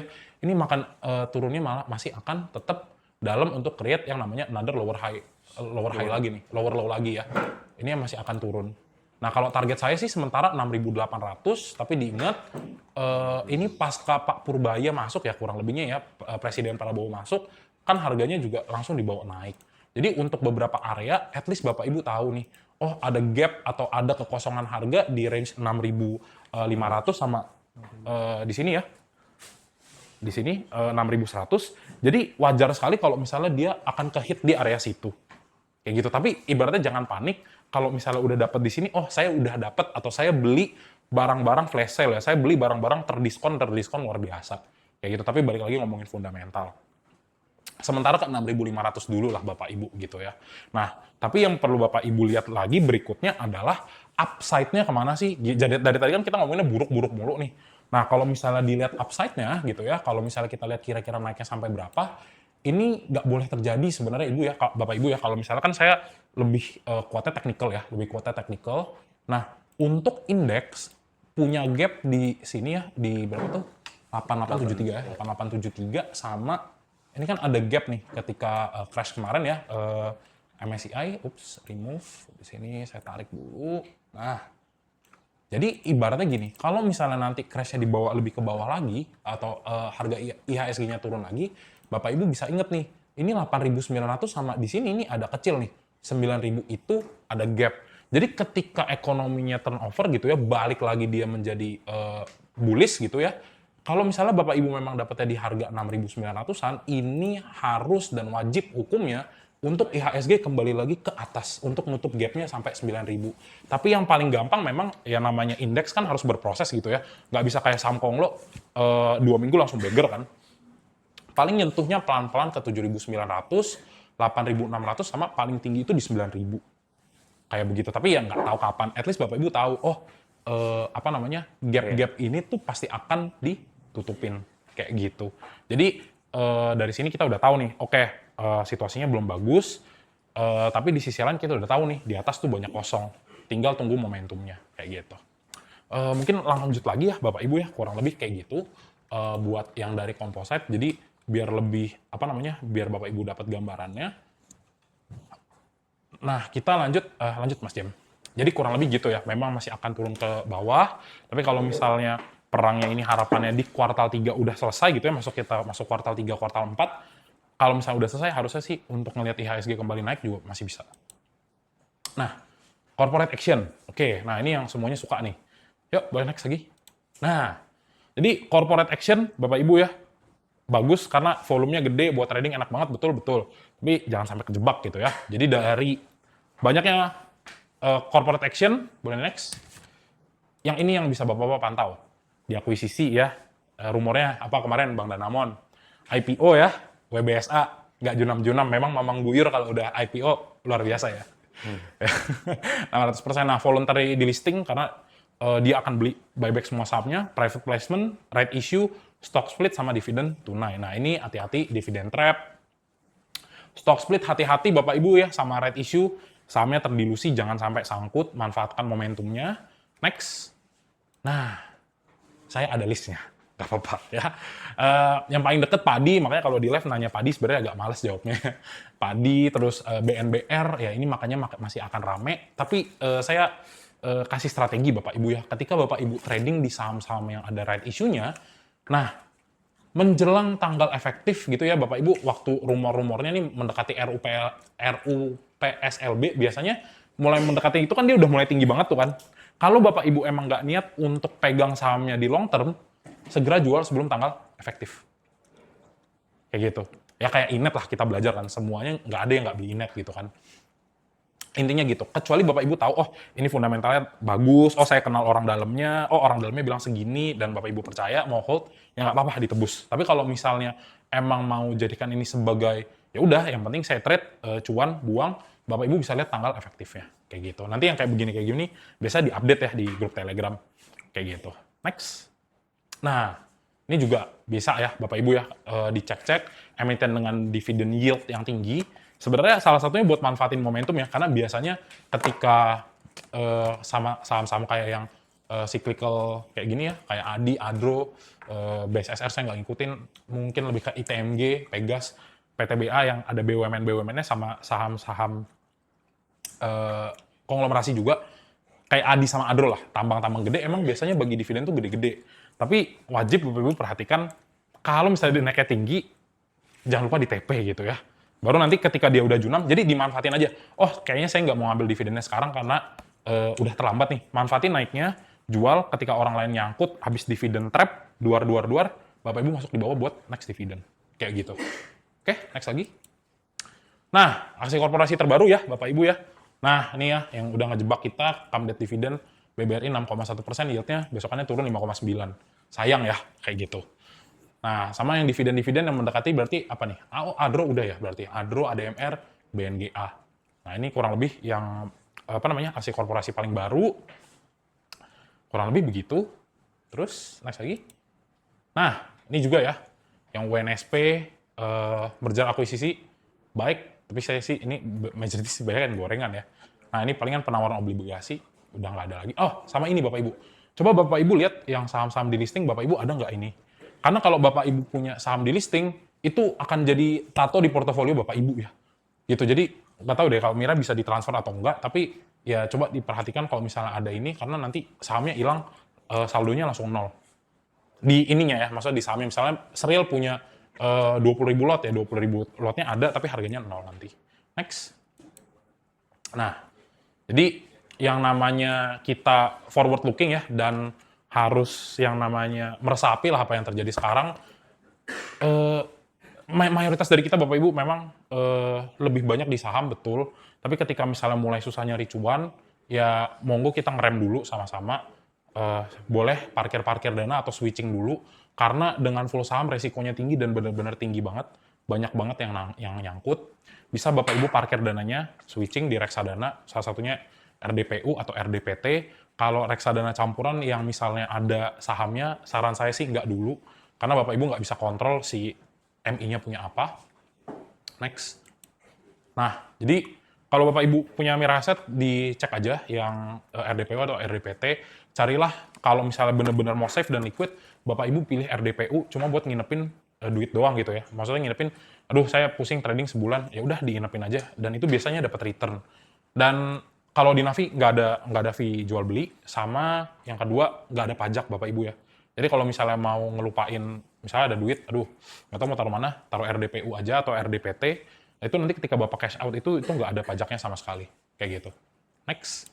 Nah, jadi sebenarnya ini salah satu nasabah saya juga, gitu ya.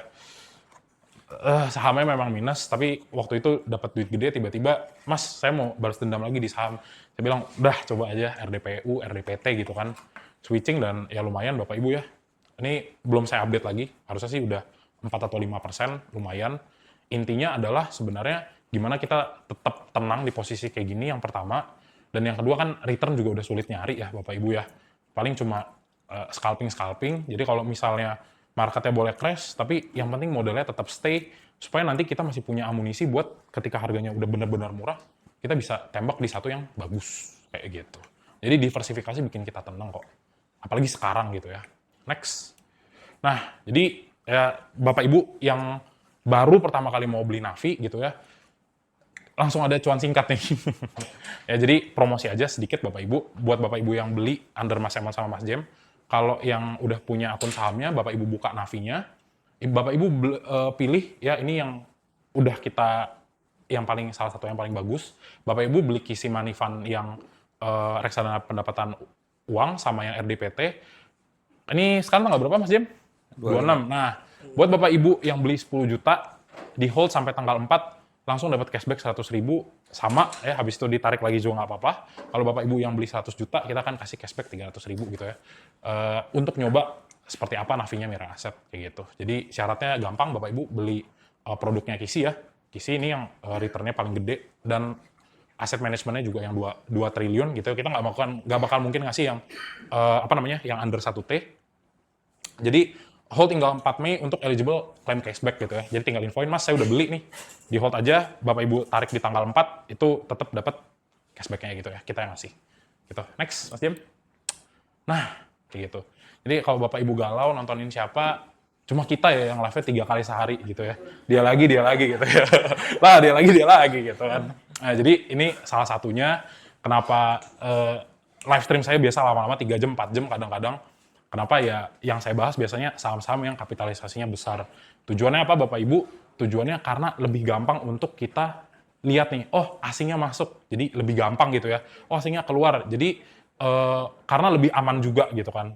Mau kapanpun Bapak Ibu jual bisa gitu ya. Makanya kalau ada yang nanya goreng-gorengan, saya sebenarnya agak kesel sih, tapi ya nggak bisa diutarakan gitu kan. Jadi boleh Bapak Ibu follow gitu ya, karena ini pasti setiap hari gitu ya. Kadang kalau minggu juga saya pasti nge-live ya malam buat ngebahas market di Seninnya, apalagi marketnya Junam. Saya biasanya juga bahas geopolitik gitu ya, sedikit gitu buat market update. Jadi bukan cuma sahamnya yang Bapak Ibu dapat, tapi sebenarnya thought prosesnya seperti apa sih yang terjadi kayak gitu ya. Jadi inilah ya muka kami berdua. Ya, jadi kayak makan obat lah ya, kayak makan ya pagi, siang dan malam. Kayak gitu kurang lebihnya. Next. Nah, jadi buat Bapak Ibu yang udah jadi nasabah kita berdua, intensif class batch 4, batch 5, batch 6 itu akan tetap ikut.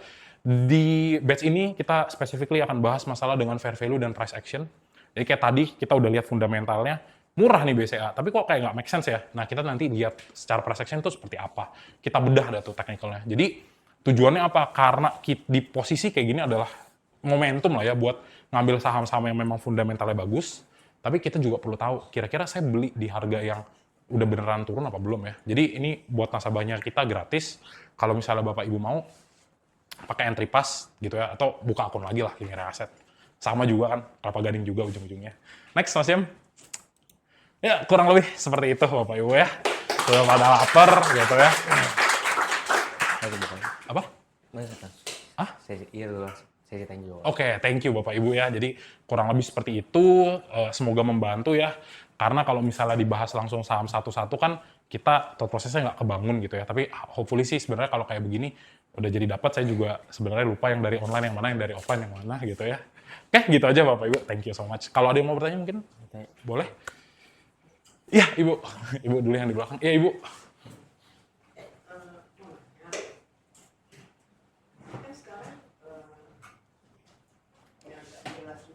Ya kalau ada misalnya kayak tadi itu saya kan ada di BCA. Kalau baliknya kan sebenarnya balik itu katakanlah fight-fightnya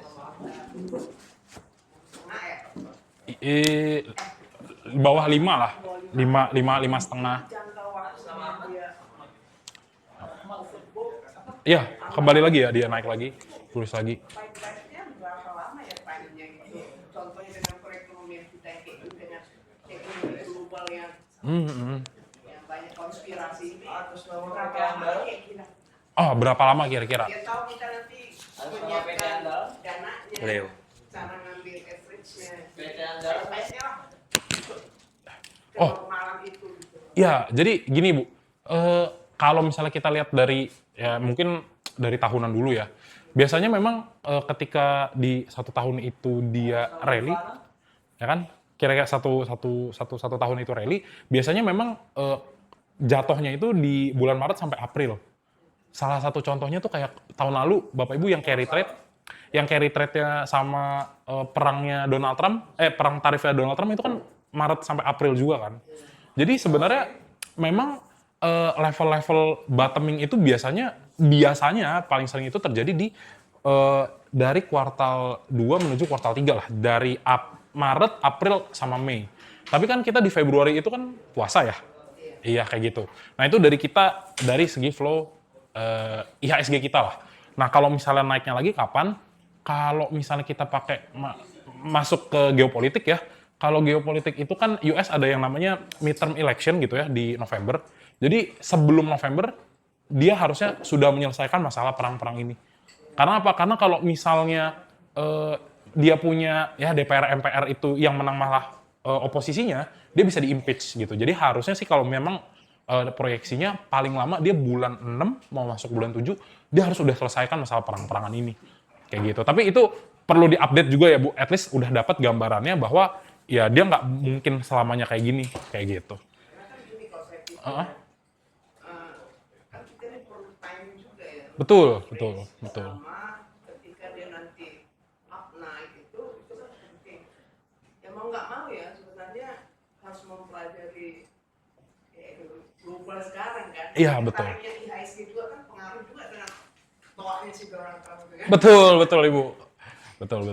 Biar tahu strateginya. Karena kalau udah di atas kayak saya, BBCA saya kan mungkin kayak COVID itu kan perlu 2 tahun ya. Ya biar siap aja gitu mental.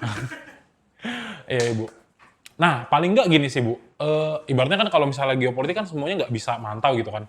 Tapi yang paling salah satu katalis yang bisa membuat kita punya market itu kembali lagi naik, MSCI-nya aja dipantau.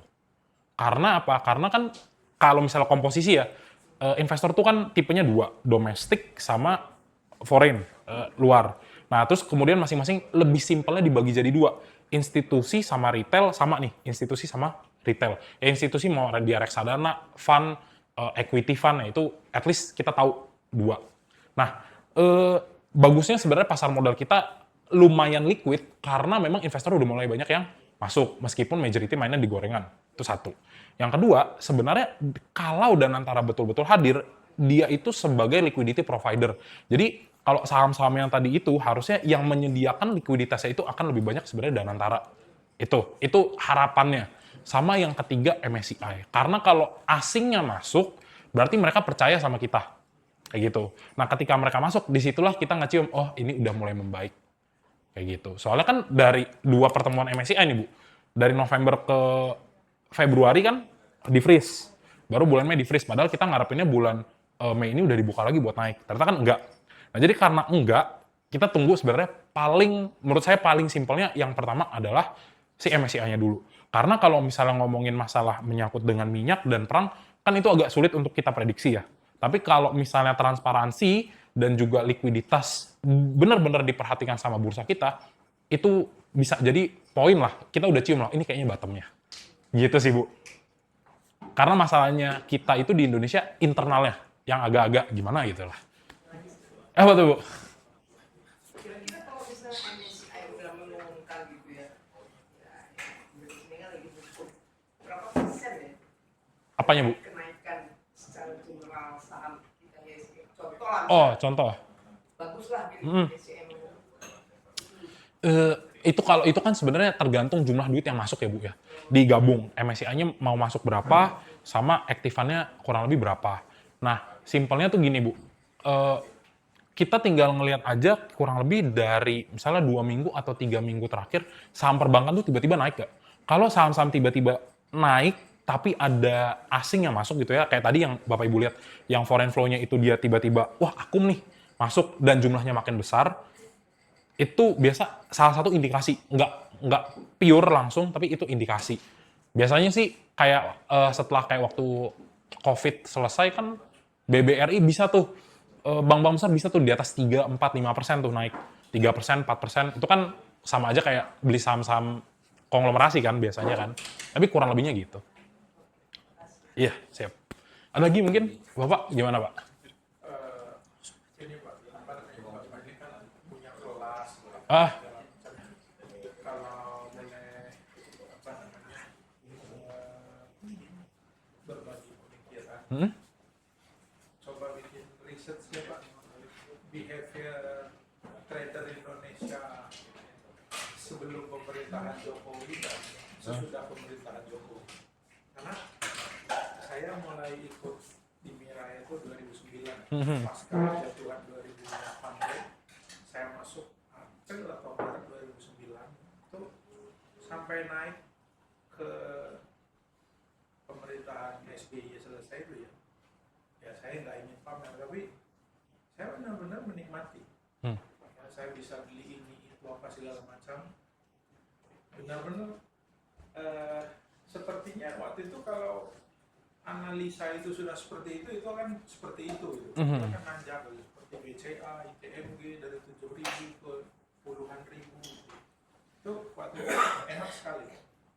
Tapi saya lihat sejak periodenya Pak Jokowi ya begitu, sepertinya Bursa Efek Indonesia itu tidak punya lagi independensi seperti era sebelumnya. Contohnya Goto, Buka dipaksa masuk, padahal ada peraturan di BI itu kalau perusahaan belum untung 3 tahun berturut-turut tidak boleh. Yeah.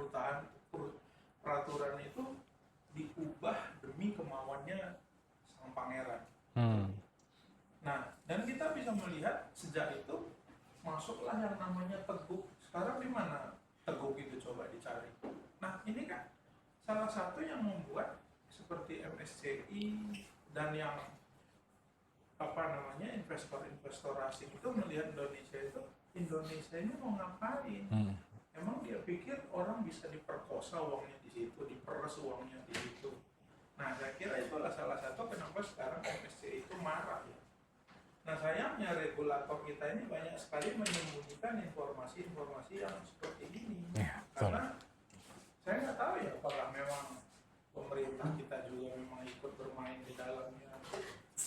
Lalu kita lihat seperti saham konglomerat seperti brand ya, coba dipikir secara nalar kapitalisasi brand bagaimana bisa mengalahkan BCA. Memang bisnisnya brand berapa sih kincir anginnya itu? Jadi kadang-kadang tuh nggak logis semuanya gitu. Jadi saya nggak heran juga MSCI itu marah seperti itu. Nah, lalu yang kedua seperti Standard & Poor's itu kan melihat kebijakan pemerintah Indonesia ini terlalu populis. Populisnya udah melebihi negara sosialis sekalipun gitu, seperti MBG, Koperasi Merah Putih, yang kita nggak tahu itu apa semuanya. Bahkan ada orang bilang itu korupsi yang dilegalkan. Semoga di sini nggak ada orang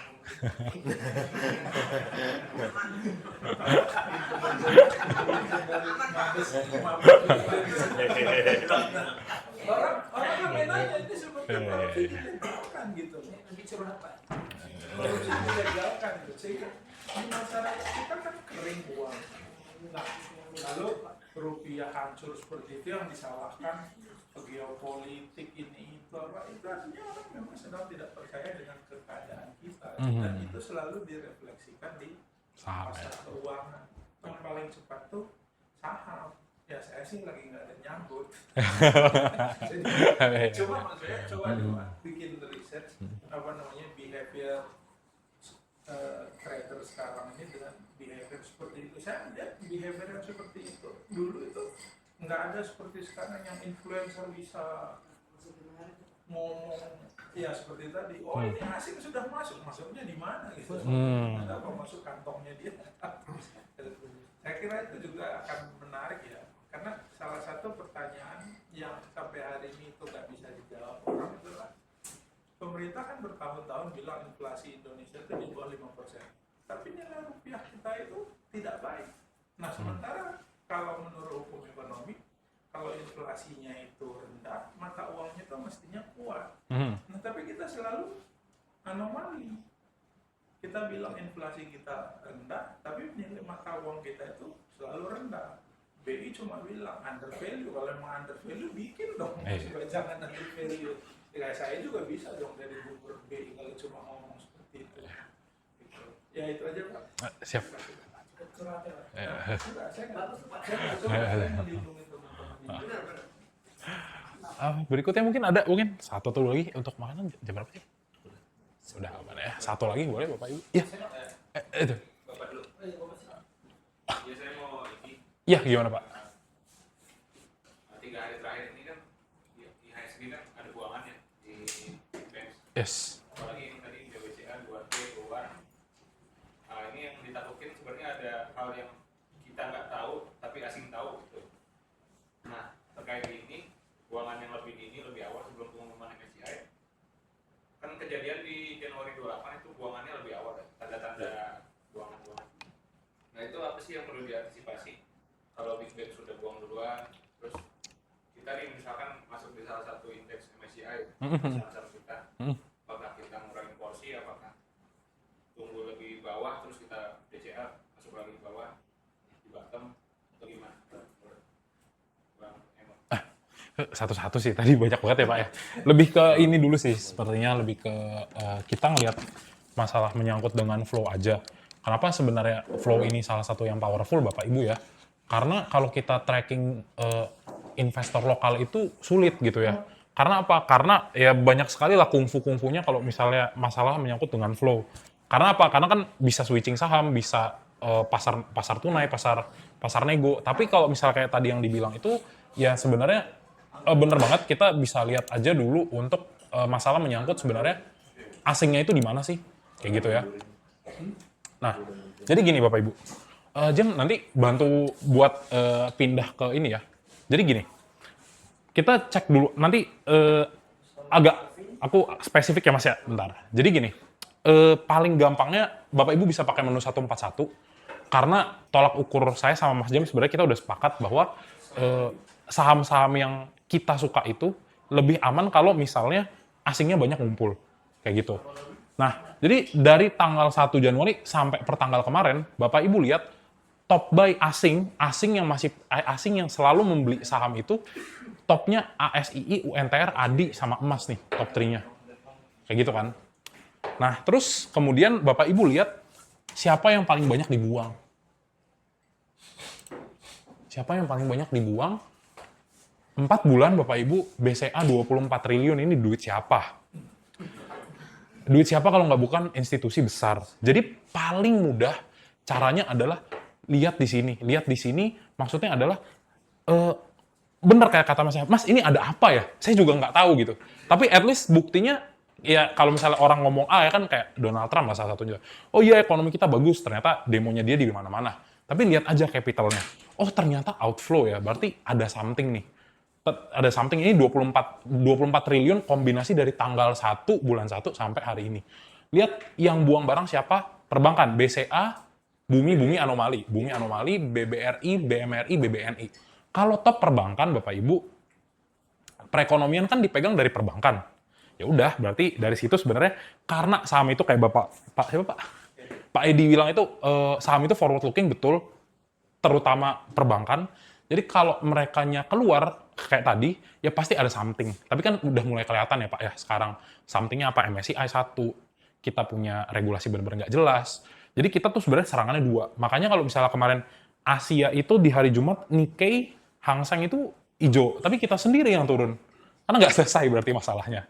Kayak gitu, internalnya kita benar-benar kurang. Nah jadi kalau misalnya dibilang, ada something ya pasti ada something.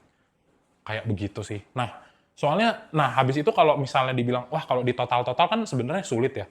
Tapi tinggal lihat aja Bapak Ibu ya, kalau misalnya duit asingnya itu switching, harusnya gampangnya, kalau misalnya kita tambahin 2486, kurang lebih kan hampir 50 miliar lah ini ya, 30 atau 40 miliar, harusnya di net buy-nya harusnya 40 miliar dong kalau memang dia switching. Betul nggak? Tapi nggak ada yang di atas 10 triliun, nggak ada nih akumulasi dalam 5 bulan terakhir. Berarti apa? Berarti antara pilihannya 2, antara dia stay di cash atau dia outflow. Nah, bukti daripada capital outflow dari asing dari mana? Rupiah kita 17.000. Wajar nggak kalau misalnya IHSG-nya turun? Udah sih, paling yang biasanya kalau saya pantau ngelihat chart tuh biasanya salah satunya ini sih Pak. Kayak gitu. Jadi kalau misalnya Bapak bilang, ada something nggak? Pasti ada. Kayak gitu, karena kita ngeliatnya dari duitnya aja yang gede-gede. Kalau duit retail kan sebenarnya nggak perlu dilihat gitu ya. Institusi-institusi ini yang wajib kita lihat. Sama kalau misalnya dibilang, apakah saatnya waktunya untuk averaging? Saya kira sih tidak gitu ya. Nah, kemudian Bapak lihat lagi. Misalnya, oh saham saya tuh, misalnya di Big Banks. Kalau di Big Banks, hati tuh bilang kayak, aduh sayang banget kok di cut loss. Ya udah Pak, yang penting Bapak tahu modalnya saya udah siap. Resiko, misalnya, udah salah satunya udah kayak, ya udah nih nggak apa-apa nih biasanya saya tahu kok dia masih akan ada 10 tahun lagi, kalau dia nggak ada ya musibah misalnya Indonesia udah goodbye gitu kan. Ibaratnya musibah kita yang pegang KTP itu tadi yang saya bilang. Tapi kalau misalnya saham-saham Bapak kayak misalnya yang agak-agak kurang bagus, nah itu kalau misalnya masih 10-20% mau nggak mau agak pahit ya harus di-cut gitu. Karena kan kita udah lihat sendiri kan malah makin junam gitu kan. Sementara masalah MSCI yang paling gampang kita lihat, yang paling kita bisa rasakan ya nggak kunjung selesai. Kayak gitu sih Pak, paling sih Pak. Kayak gitu. Sama dihitung Pak dividennya. Kalaupun ya, kalau misalnya di bawah 100 juta emang nggak berasa gitu kan. Tapi kalau misalnya selama ada dividen ya oke lah gitu ya. Kalau dihitung-hitung kan, oh minus saya 16%, simpelnya misalnya BCA bagi dividen 4%, ya udahlah tahun ini ya minusnya kalau di total 6%. Kurang lebih gitu sih Pak. Tadi saya mau tanya, ini kan ada orange outflow ya? Ya, betul. Di BCA itu kan sekitar berapa tadi? Oh, BCA ini ya? Itu kan kalau misalnya ada yang net sell berarti ada yang net buy kan? Oh, betul. Net buy-nya itu siapa tuh? Nah, itu lebih kompleks lagi. Kita main bandarmologi berarti di sini Bapak Ibu ya. Nah, Ada yang jual pasti ada yang nambah. betul, Bapak betul bilangnya. Nah, cara baca ini spesifik Bapak Ibu ya. Kalau tadi itu comparison ya. Kalau tadi yang menu 0141 foreign transaction itu keseluruhan nih. Dia bacanya langsung summary-nya. Ini 5 bulan net buy atau net sell gitu kan. Net sell-nya berapa, net buy-nya berapa. Nah, sekarang kita bandinginnya ke perbankan. Nih ya. Nah, di perbankan yang itu yang hari ini aja ya, Bapak Ibu ya. Net sell-nya itu kan merah nih, 2,1 T. Ya kan, 2,1 T. Yang Bapak bilang betul, Pak. Kan pasti ada yang beli. Betul. Tapi lihat yang belinya, 197 miliar dibandingkan dengan buangan 2,3 T. Jadi segini. Betul ada yang beli? Betul, Pak. Pasti ada yang beli. Tapi di sini sebenarnya lebih ke summary-nya sih. Kalau Bapak misalnya mau ngikutin ini, si yang mau beli ini, itu sebenarnya bisa. Tapi beda, Pak, antara napas kita sama napas institusi ya, Pak ya. Itu sebenarnya lebih ke fokusnya. Tapi kalau Bapak bilang yang namanya mekanisme transaksi, pasti ada yang beli. Yes, Pak, pasti ada yang beli. Kayak gitu. Kalau mau sekalian dicek, sebenarnya bisa ya, Pak. Mas Im, bantu Mas Im.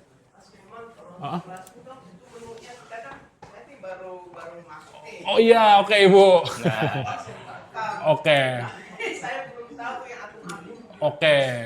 Jelasin 0021 apa. Oke. Berarti ini dulu ya, Bapak Ibu ya. Tadi nih. Sini aja lu jam dulu ya. Nah, jadi yang ini, Bapak Ibu ya, yang kita pengen lihat, yang... Ya, boleh. Lanjut aja, Mas. Ya, jadi di menu 141 judulnya Foreign Transaction. Di mouse-nya kayak di... Apa deh, biar kelihatan.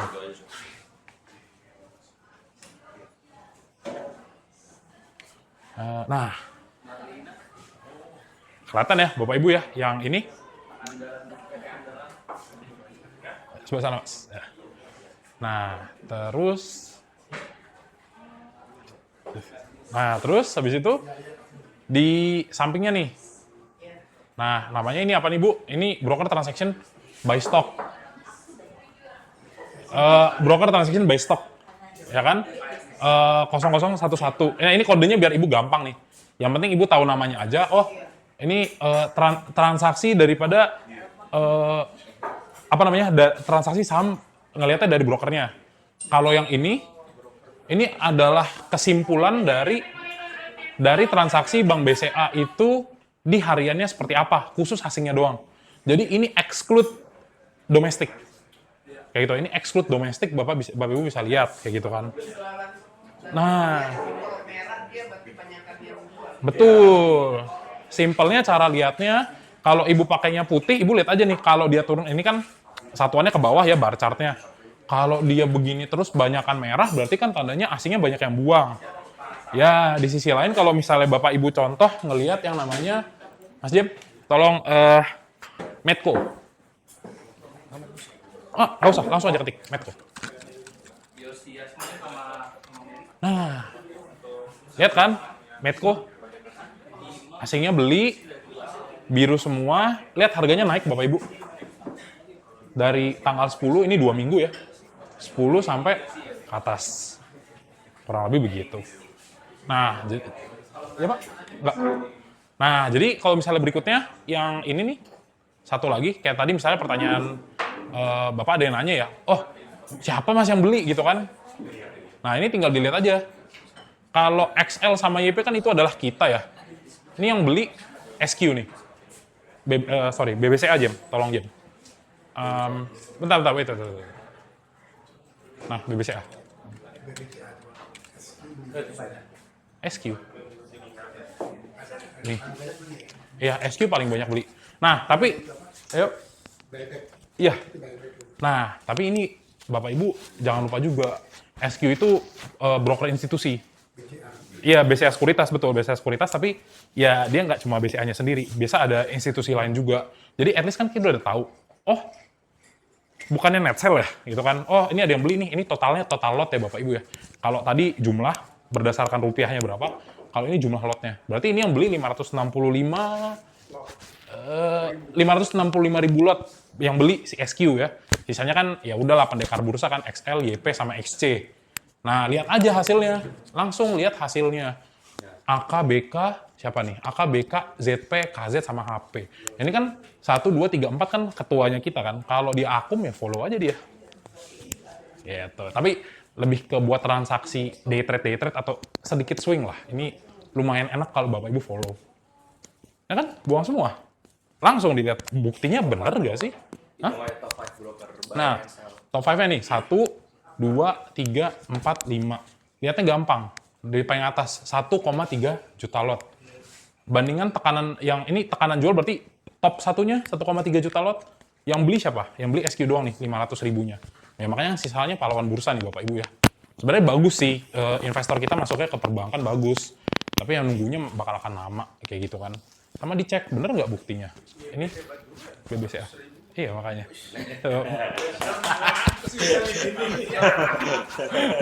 Iya betul Pak. Coba Jam, ya BBCA. Nah, betul kan Pak? Ya kan? Buangannya pas 2,1 T. Jadi dari volume transaksi kita lihat yang tekanan jual siapa, baru ke-translate gak nih? Berapa sih total rupiahnya yang buang? Kayak gitu. Jadi sebenarnya saya lebih sukanya ngelihat duitnya lari kemana gitu ya, terus kita ngikutin. Tapi kalau duitnya memang pergi keluar ya, junam lah sudah gitu ya. Tamat lah gitu. Kurang lebih gitu sih. Gitu Bapak Ibu. Udah kali? Tadi kalau dikasih analisa atau potensi ke depan kayak saham Bakri Group itu terkait MSCI itu seperti apa? Walah, Bakri Group ya? Kan ada BRMS Dewa. Iya.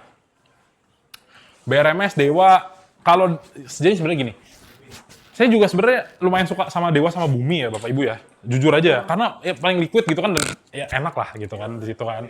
Tapi ya, dan kalau MSCI bakalan ngambil si khususnya Dewa sama Bumi, harusnya menurut saya iya, karena paling liquid.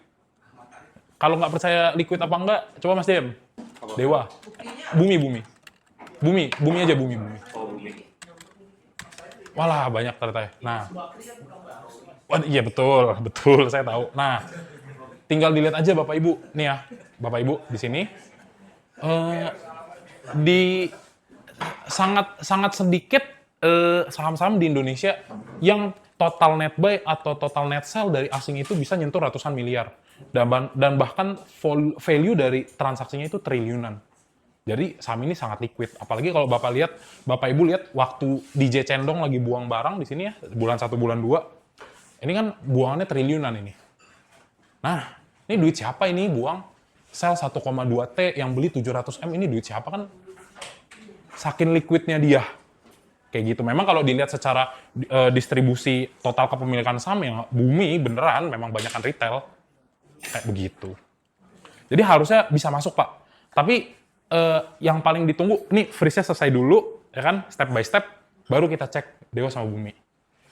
Ya, kayak gitu. Mas, berarti kalau dia banyak liquid itu seperti Bumi Dewa itu perlu dipertahankan ke depannya atau? Oh, bukan masalah dipertahankan atau enggak. Karena itu kan kembali ke fundamental atau enggak dia itu kira-kira ada yang bakal ibaratnya kayak dia ada project apa satu kalau dari emiten, kedua pemerintah ada hubungannya nggak dengan dia? Misalnya kayak, energi terbarukan, ada hubungannya misalnya sama si A. Betul, katalis, betul. Itu maksudnya. Katalisnya ada atau enggak. Coba misalnya, Dewa. enggak, jangan Dewa. Yang kering, dada deh. Dada biar gampang, semuanya dapat. Nah, asing kita ngelihatnya asing aja gitu kan. Ibaratnya gini Bapak Ibu, kalau saya cara ngelihatnya gini. Saya nggak apa-apa nyangkut, tapi sama yang duitnya triliunan nggak apa-apa, saya nggak apa-apa. Saya nggak apa-apa, aku rapopo ya kalau misalnya di sini 3 triliun nggak apa-apa saya nyangkut. Tapi lihat deh, ada nggak sih yang mau beli? Ya ini cuma 100 juta, 700 juta di sini makan, kan transaksinya nggak ada nih. Kayak gitu. At least gini, salah satunya adalah supaya kita tenang memilih saham itu, biasanya saham-saham yang nggak bagus, yang nggak ada transaksi, berarti nggak ada orang yang minat mau beli. Tapi ya terutama asingnya. Ya kan jomplang, biar kita dapat perbandingan, kenapa sih dibilangnya saham-saham gorengan? Kayak gitu ya. Ya karena, ya ini. Gampang banget digoreng. Kayak gitu, langsung naik ke atas. Transaksi cuma 20.000 lot, tiba-tiba jutaan lot hari. Betul. Besok pagi langsung lagi dibuka merah. Yes, 5%. betul. Dadah. Nggak konsisten, betul Pak. Gitu Bapak Ibu kurang lebihnya. Oke, Bapak Ibu kurang lebih kayak gitu. Mungkin kita foto bersama dulu kali ya. Ya sambil makan lah, nggak apa-apa. Ini flyer aja kali ya. Yang foto ini yang paling penting. Flyer, iya. Nah. Atau Bapak Ibu nggak apa-apa duduk aja, kan bisa ngapin? Oh aman, ya tunggu aja. Ntar lagi ngambil sesuatu. Apa? Iya kayaknya. Mungkin. Iya. Ke toilet dulu.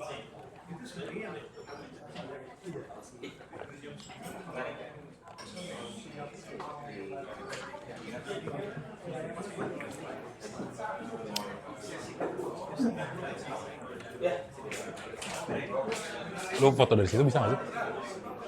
Maka dari mana Pin? Oh ya kita apa? Oh ya kita di sini aja. Iya kita di sini aja. 0,5 aja. Bapak Ibu, sorry kita foto dulu sebentar. Nggak apa-apa. Ya duduk aja lu duduk. Nah sip. Oh ya nggak apa-apa. Kalau ya yang penting kelihatan ya.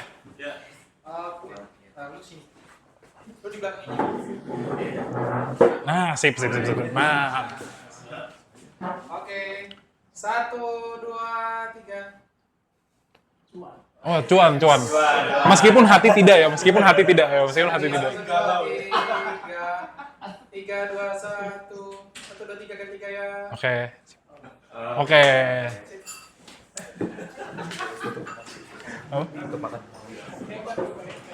Oh iya. Ya, Bapak Ibu, karena materi udah selesai, ya kita sambil ngobrol-ngobrol aja, menikmati makan siang ya. Thank you. Kalau mau ada yang rokok boleh di sebelah. Iya, Bapak Ibu. Iya. Oh, enggak. Taruh sini aja. Lompek. Boleh. Langsung aja sama dia. Satu kalau enggak. Aku dari depan. Nama